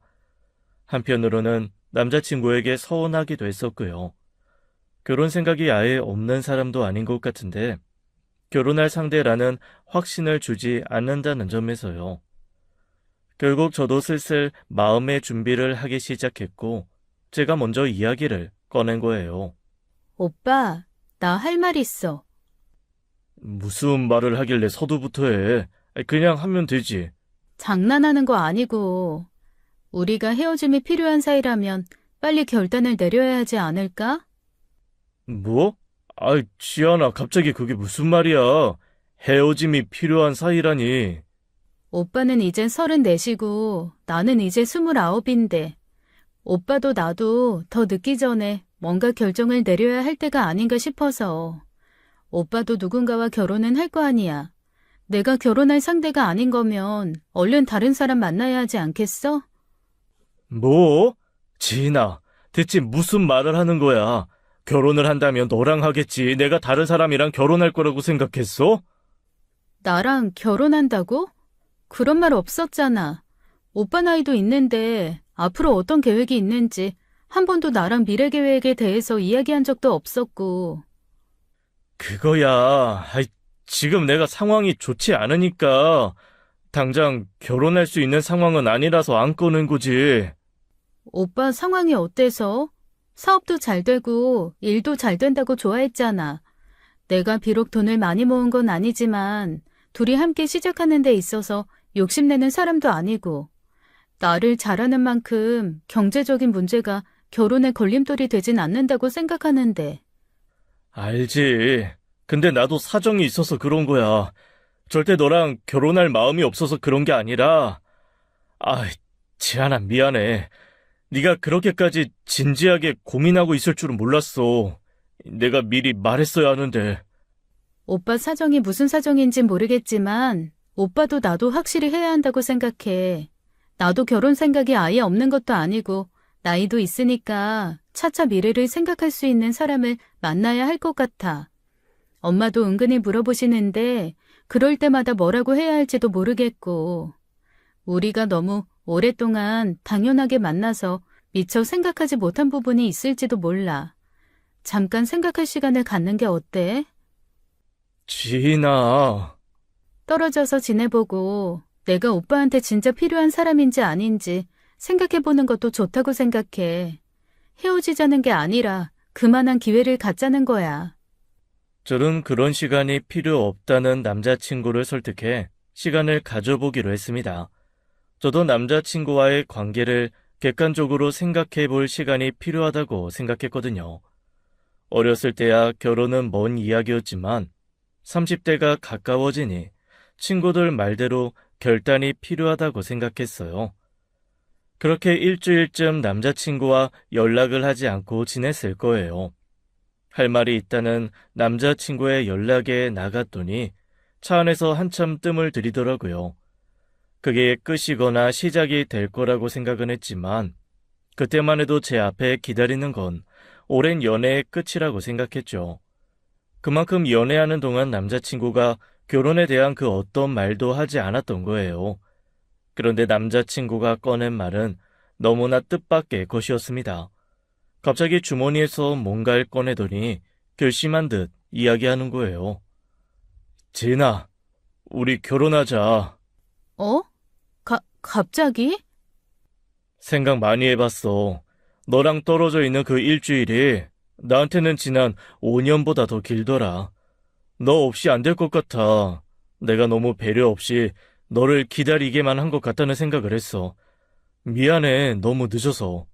드라마나 영화에서 청혼받고 우는 사람들을 보면서 공감하지 못했는데 저도 모르게 눈물을 왈칵 쏟고 말았었어요. 대단한 이벤트가 있는 청혼은 아니었지만 남자친구의 진심이 느껴졌었거든요. 이제 끝났구나. 이제 새로운 시작에서 행복한 신혼생활을 할 일만 남았구나 싶었습니다. 세상에 태어나 감동받아 울어본 적은 그때가 처음이었는데 그 순간이 너무 바보 같았다고 생각하게 되는 일이 기다리고 있었던 거예요. 남자친구가 오랫동안 결혼을 망설였던 이유도 나중에야 그 진실을 알게 된 겁니다. 그렇게 청혼을 받은 이후 결혼 준비를 시작했었어요. 주변에 결혼한 친구가 한 명밖에 없어서 모든 것이 서툴고 어렵더라고요. 일단은 청혼 받은 만큼 남자친구 부모님께 인사를 드려야 한다고 생각했는데 남자친구 생각은 달랐습니다. 우리 부모님 바쁘셔서 좀 이따가 하자. 좀 이따 언제? 집 구하고 혼수하고 그러고 나서 하자고? 그래도 괜찮아. 상견례도 늦게 해도 상관없고. 그건 좀 순서가 너무 아닌 것 같은데. 엄마도 일단 어른들한테 먼저 제대로 인사드리고 시작하는 게 맞다고 생각하시고. 알아. 아는데 시간 내기가 어려워서 그래. 남자친구는 자꾸 이해하기 힘든 핑계를 댔었어요. 제 고민을 듣던 친구는 조심스레 그러더라고요. 지인아, 오빠 설마 유부남 아니야? 뭐? 야, 말도 안 되는 소리. 우리가 몇 년을 만났는데. 야, 그 몇 년 만났는지 그게 중요한 게 아니야. 사람이 작정하고 속이면 유부남이 대수냐? 깜빵 갔다 오는 것도 속이지. 야, 왜 그래, 불안하게. 이상하잖아. 한두 해 사귄 것도 아닌데. 아직도 남자친구 부모님 한 번 안 봤다는 것도 이상하고. 며느리 노릇했어야 한다는 게 아니라 적어도 한 번은 식사 정도는 할 수 있었던 거 아니야? 거기다 결혼 얘기가 나왔는데도 자꾸 미루는 게 보통 이유가 아니고서야 말이 안 되지. 아무리 바빠도 며느리 될 사람 얼굴 보는 게 힘들어? 그렇지. 한지인, 너 똑순이야. 5년 연애, 결혼 얘기 없으면 헤어지자 했던 거 펍으로 밀어붙이라고. 저는 친구의 말에 용기를 얻어 다시 한번 세게 밀어붙였어요. 아무래도 찝찝해서 결혼은 다시 생각해 보는 게 좋겠다고 하자 남자친구는 그제야 사색이 된 얼굴로 실토하더군요. 하지만 문제는 그 사실이라고 꺼낸 이야기조차 저한테는 의아함이 좀 남았다는 거였어요. 미안해. 실은 우리 집안에 사정이 있어서 그랬어. 부모님이 오랫동안 별거 중이시거든. 별거? 같이 만나신 지도 좀 오래됐는데 내 결혼을 핑계로 다시 만나게 하기에는 두 분 사이가 그렇게 좋은 편이 아니야. 따로따로 인사드린다고 해서 결혼식도 따로 할 수 없는 건데 아무튼 내가 설득하는데 시간이 좀 필요했어. 그런 거면 진작 말해줬으면 좋았잖아. 내가 이해 못해줄 사람도 아닌데. 우리 집도 엄마 혼자고. 너랑은 좀 사정이 다르다고 생각했지. 미안해. 내가 얼른 부모님 설득해서 상견례 날짜 잡아볼게. 그제야 뭔가 일이 잘 되려나 싶었습니다. 며칠 뒤 남자친구가 정말로 상견례 날짜를 잡아왔거든요. 그런데 그건 제가 닥칠 엄청난 위기의 시작일 뿐이었고 진실을 교묘하게 위장한 거짓이었죠. 상견례를 일주일쯤 앞둔 어느 날이었어요. 남자친구가 갑자기 똥 마려운 강아지처럼 안절부절 못하더니 어려운 부탁을 하더라고요. 지안아, 부탁이 있는데. 무슨 부탁인데 그래? 우리 신혼집 말이야. 우리 엄마랑 한 달 정도만 살 수 있을까? 어? 갑자기 그게 무슨 말이야? 실은 엄마가 나 집 팔 때 돈을 좀 보태고 싶다고 하시는데 살던 집을 팔아서 해주시고 평수 좁혀서 다른 집으로 가실 생각인 것 같아. 거기가 지인분 집인데 그렇게 이사하고 어쩌고 하면 한 달가량 기간이 떠서 잠깐만 우리 집에서 지내면 안 되냐고 하시네. 그래? 근데 오빠, 굳이 그렇게까지 안 보태주셔도 되잖아. 나도 말은 했지. 엄마가 보태주지 않으셔도 된다. 내가 충분히 알아서 하겠다. 근데 엄마 마음이 그렇지 않은가 봐. 외동아들 뭐라도 해주고 싶으신 마음 때문에 그러신다는데 나도 마냥 거절만 하는 건 좀 힘드네. 남자친구의 부탁은 어머님과 함께 한 달가량 신혼생활을 함께 해야 한다는 것이었어요. 그것도 집 문제로요. 하지만 저는 굳이 그렇게까지 해야 할 필요성을 못 느끼게 했더라고요. 애초에 저는 집에 대한 욕심도 없었습니다. 남자친구가 사업을 하고 있다지만 사업 특성상 빌린 돈도 많아서 큰 돈 구하는 게 쉽지 않다는 건 알았어요. 저도 모은 돈이 많지 않기 때문에 남자친구한테 큰 걸 바라는 것도 아니었고요. 그냥 두 사람이 함께 지낼 수 있는 원룸, 원룸이 작으면 투룸까지도 구해볼 수 있다고 생각했거든요. 그런데 처음부터 꺼낸 아파트 전세에 부모님의 어려운 돈이 들어간다고 하니 제 마음이 편치도 않았죠. 아무리 그래도 그건 아닌 것 같아. 어머님이랑 같이 살아야 하는 건 둘째치고 형편이 넉넉하셔서 도와주신 거야 감사히 받겠지만 그게 아니라 살던 집까지 팔아서 주신다는 걸 어떻게 받아?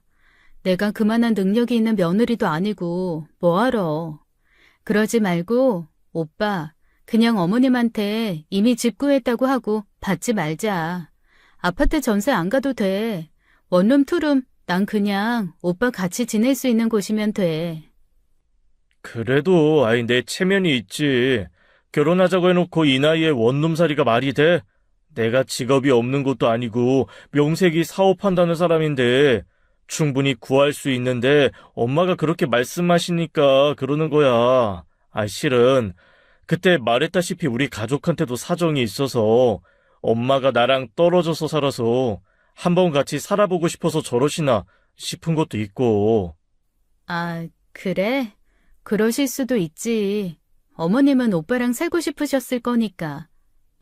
나도 어지간하면 말도 안 꺼냈을 거야. 내 손에서 해결했지.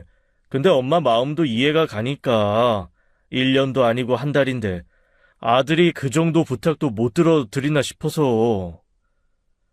그렇게까지 이야기하는데 그래도 안 된다고 하는 건 어쩐지 자식된 도리로 안 될 것 같았어요.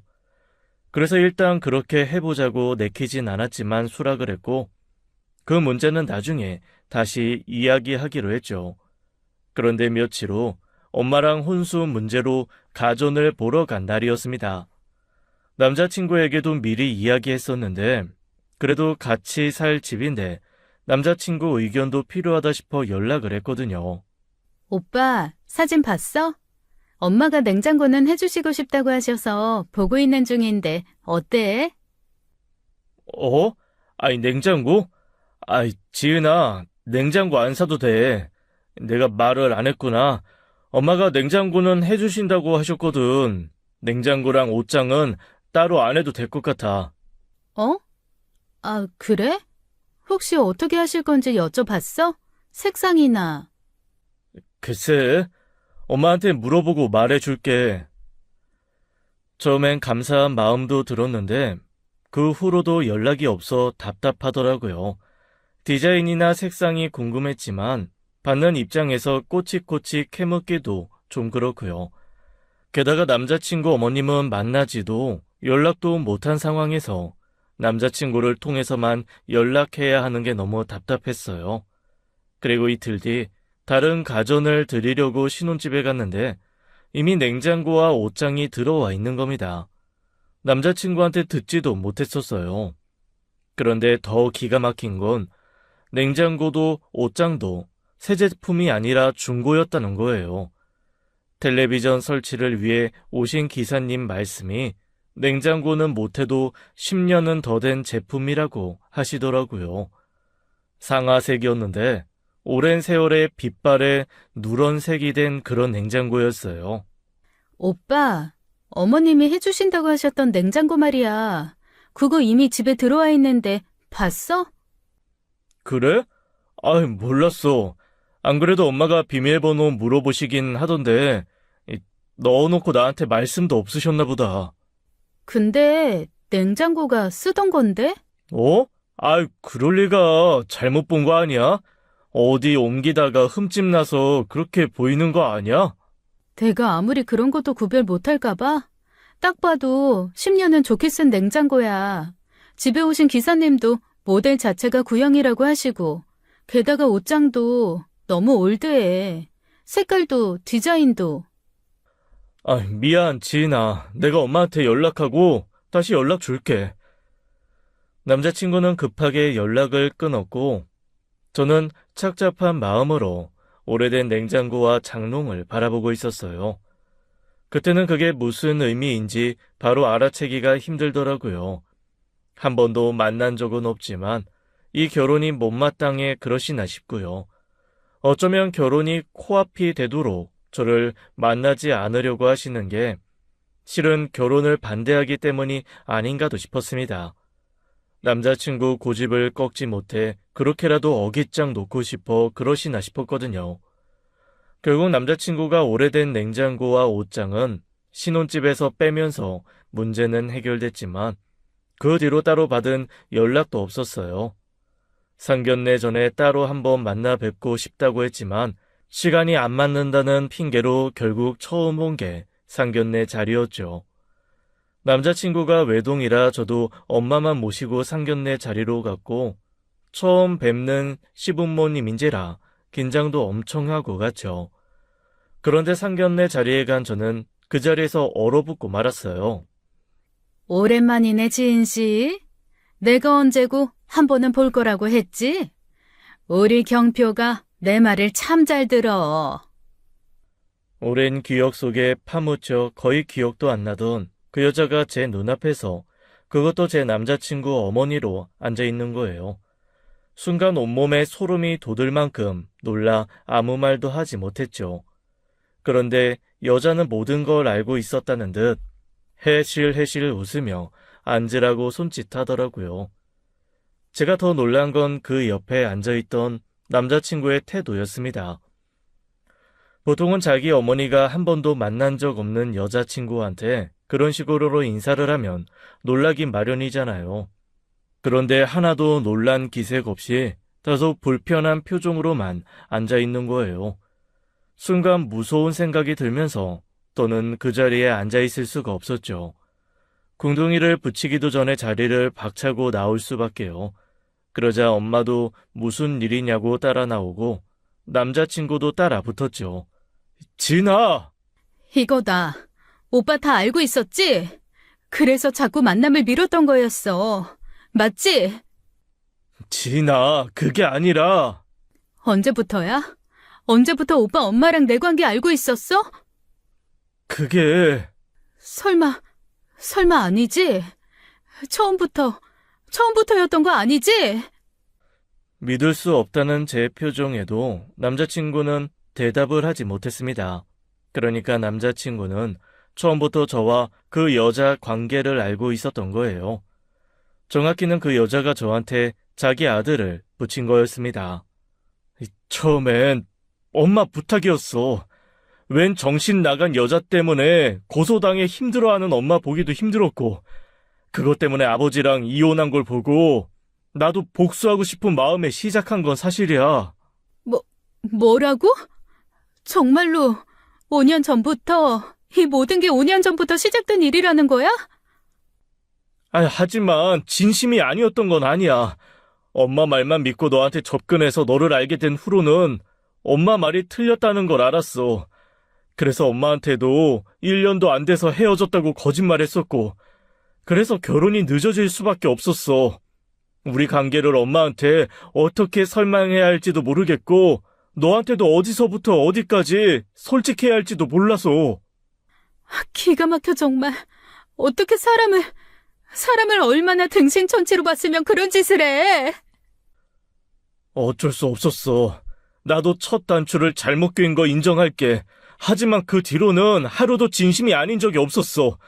싸가지도 개념도 없다는 엄마 말과 다르게 너는 책임감도 강하고 예의도 바르고 인간 대 인간으로서 존경할 만한 부분도 있었다는 것도 다 진심이었다고. 그걸 어떻게 믿어?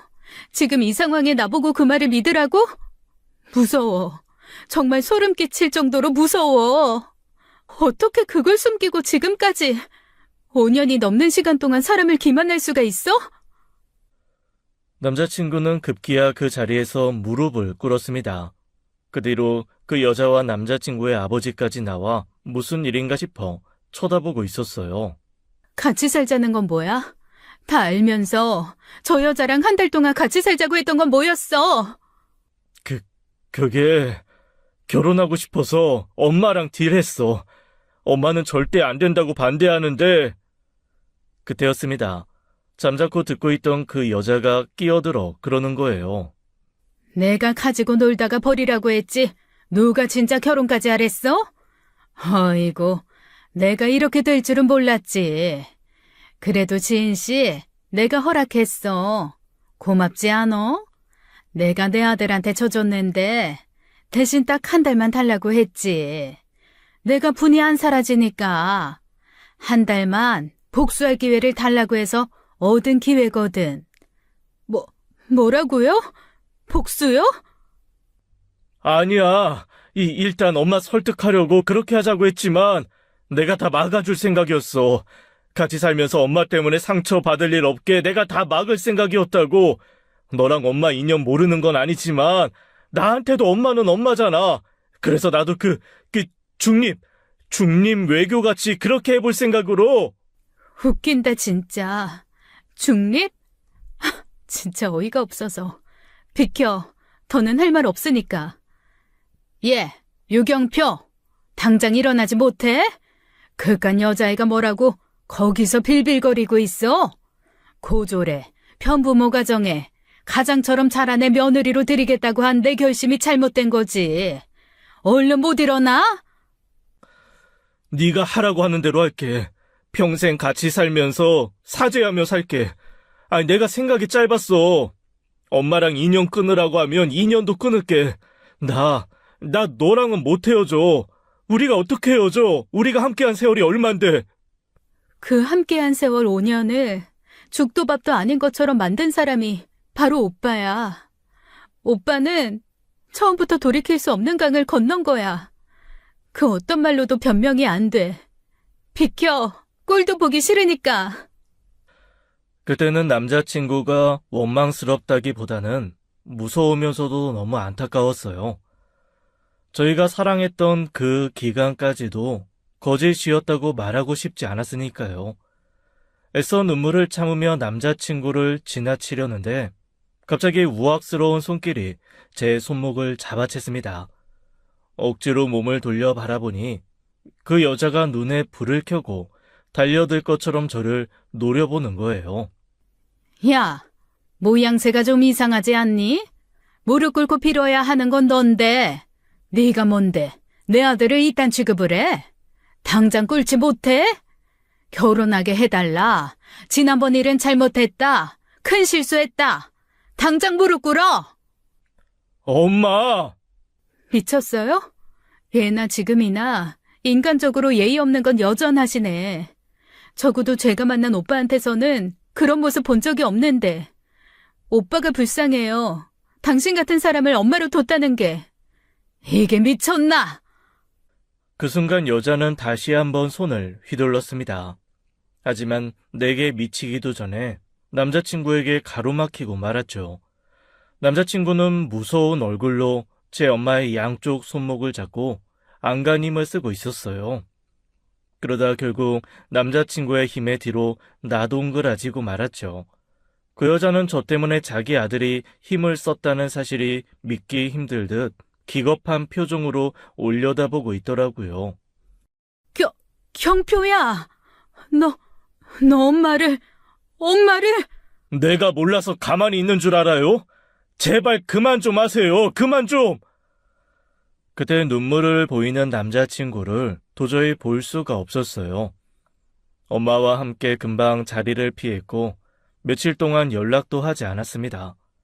하지만 신혼집 문제도 있고 여러 가지로 정리할 게 많아서 언제까지고 피할 수는 없었죠. 그런데 어느 날 회사로 누군가 찾아온 거예요. 그 사람은 뜻밖에도 그 여자도 남자친구도 아닌 바로 아버님이셨습니다. 상견례 때 잠깐 뵀던 그분이셨죠. 가까운 카페로 가서 이야기를 나누게 되었어요. 미안합니다. 일단 내 전처로 인해서 벌어진 일은 사과부터 할게요. 이혼 후 쭉 떨어져 살다가 아들이 결혼한다고 해서 오랜만에 만나 자리에서 느닷없이 알게 된 일이라 사실 지금도 경황이 없습니다. 아, 저는 두 분이 별거 중이라고만 들었어요. 다 내 잘못이에요. 경포한테 제대로 이야기도 못하고 한 이혼이라 애도 이해를 잘 못했을 겁니다. 아가씨가 한 고소 때문에 한 이혼도 아니었거든요. 그 일이 결과적으로 제가 결심하게 된 계기는 됐지만 전부터 문제가 많았던 사이에요. 겪어봐서 알겠지만 보통 힘든 사람이 아니거든요. 여기저기 문제 일으키는 것 수습하는 것도 힘들고 나갈 때마다 모르는 사람들한테 눈칫밥 먹어야 하는 것도 힘들었어요. 할 거면 끝냈어야 할 관계를 경표 생각에 끌고 오다 보니 그만. 미안합니다. 다시 한번 사과할게요. 아닙니다. 아버님께서 잘못하신 것도 아닌데요. 염치 없지만 딱 한 번만 더 기회를 주십사 하고 경표 아버지로서 온 거예요. 미련한 제 엄마 때문에 아들 인생까지 망가지는 건 볼 수가 없어서 운동을 하던 놈이라 무엇보다도 자기 몸은 아끼던 녀석인데 요 며칠 술에 빠져 살아요. 그 좋아하던 운동도 하지 않고 헬스장에 안 간 지도 꽤 됐고요. 그건 저희가 알아서 정리할게요. 5년이라고 들었어요. 우리 경표가 어줍잖은 제 엄마 복수심 때문에 그렇게 시간을 쓸 애가 아닙니다. 분명 진심이었다고 생각해요. 경표한테도 말했어요. 아가씨 붙잡으려면 천륜을 끊을 각오를 해야 할 거라고. 그 사람은 절대 변할 일 없으니 초장의 관계를 끊고 정리해야 할 사람은 너라고요. 그렇다고 해서 다시 시작할 수 있는 관계인지는 모르겠어요. 어쨌거나 저도 너무 오랫동안 속았다는 생각이 들어서. 결정은 아가씨 몫이지만 그래도 잘 좀 생각해줘요. 어쩌면 제 전처가 가장 바라지 않는 일이 두 사람 결혼일지도 모르니까요. 아버님께서는 다시 한번 고개를 숙이셨고 저도 고개를 숙이면서 착잡한 마음을 숨길 수가 없었습니다. 하지만 그 말이 자꾸 걸리더라고요. 그 여자가 가장 바라지 않는 일이 바로 우리 두 사람 결혼일 거라던 그 말이요. 그렇게 2주 정도 지나자 남자친구에게 연락이 왔고 아버님 말처럼 그 사이 완전히 본인을 놔버린 듯 엉망이 된 몰골로 나타나 빌더라고요. 정이라는 게 그렇게 무서운 거였어요. 머리로는 그만 끝내는 게 맞다고 생각하면서도 계속 기회를 주고 싶어지니까요. 딱 한 번만 더 기회를 줘. 살아보고 아니다 싶으면 내가 깨끗이 물러날게. 집, 헬스장, 차, 명의 다 돌려달라고 하면 돌려줄게. 아니다 싶으면 그냥 다 가지고 가. 나 아무것도 필요 없어. 엄마랑 영 끊고 오는 길이야. 나는 엄마 문제로 아빠가 그렇게 오랫동안 고생했다는 것도 몰랐어. 생각해보면 자식을 자기 복수에 이용하려고 했던 것부터가 자격 미달이었던 건데 지은아, 내가 살면서 증명해 보일게. 난 엄마랑 다른 사람이고 내가 한 실수는 바로 잡을 수 있는 사람이라는 거 꼭 증명해 보일게. 남자친구는 진심으로 사죄하며 기회를 달라고 했고 저는 그 사과를 받아들인 거예요. 그리고 지난 가을 저희는 결혼하게 되었습니다. 그 사이 그 여자가 알고 있는 신혼집도 옮겼고 남자친구 헬스장으로 찾아와 난동을 부려 경찰이 왔다 간 일도 있었어요. 우여곡절이 많았지만 전 남자친구를 믿어보기로 했습니다. 그게 그 여자가 바라지 않는 일이라면 더더욱 그럴 가치가 있다는 생각도 들었고요. 그 여자 때문에 만나게 된 관계라고 해서 그 여자 때문에 헤어질 필요도 없으니까요. 졸지에 이혼의 절연까지 혼자가 된 건 그 여자라 눈물바람으로 남편을 찾는다고 들었습니다. 하지만 한 번도 흔들리지 않더라고요. 사랑은 둘째 치고서라도 자기 엄마한테 큰 실망을 했으니 그랬겠죠. 그래도 천년이라고 언젠고 다시 관계가 달라질지도 모른다는 생각은 하고 있어요. 남편에게도 이야기했습니다. 그런 상황이 온다면 이해는 하겠지만 전 뒤도 돌아보지 않고 이 관계를 포기하겠다고요. 남편은 절대 그럴 일은 없을 거라고 했죠. 저도 부디 그럴 일이 없길 바랄 뿐입니다. 지금까지 사연 읽어주는 남녀였습니다. 끝까지 함께 해주신 여러분 감사드리며 저희는 다음 사연으로 돌아올게요. 감사합니다.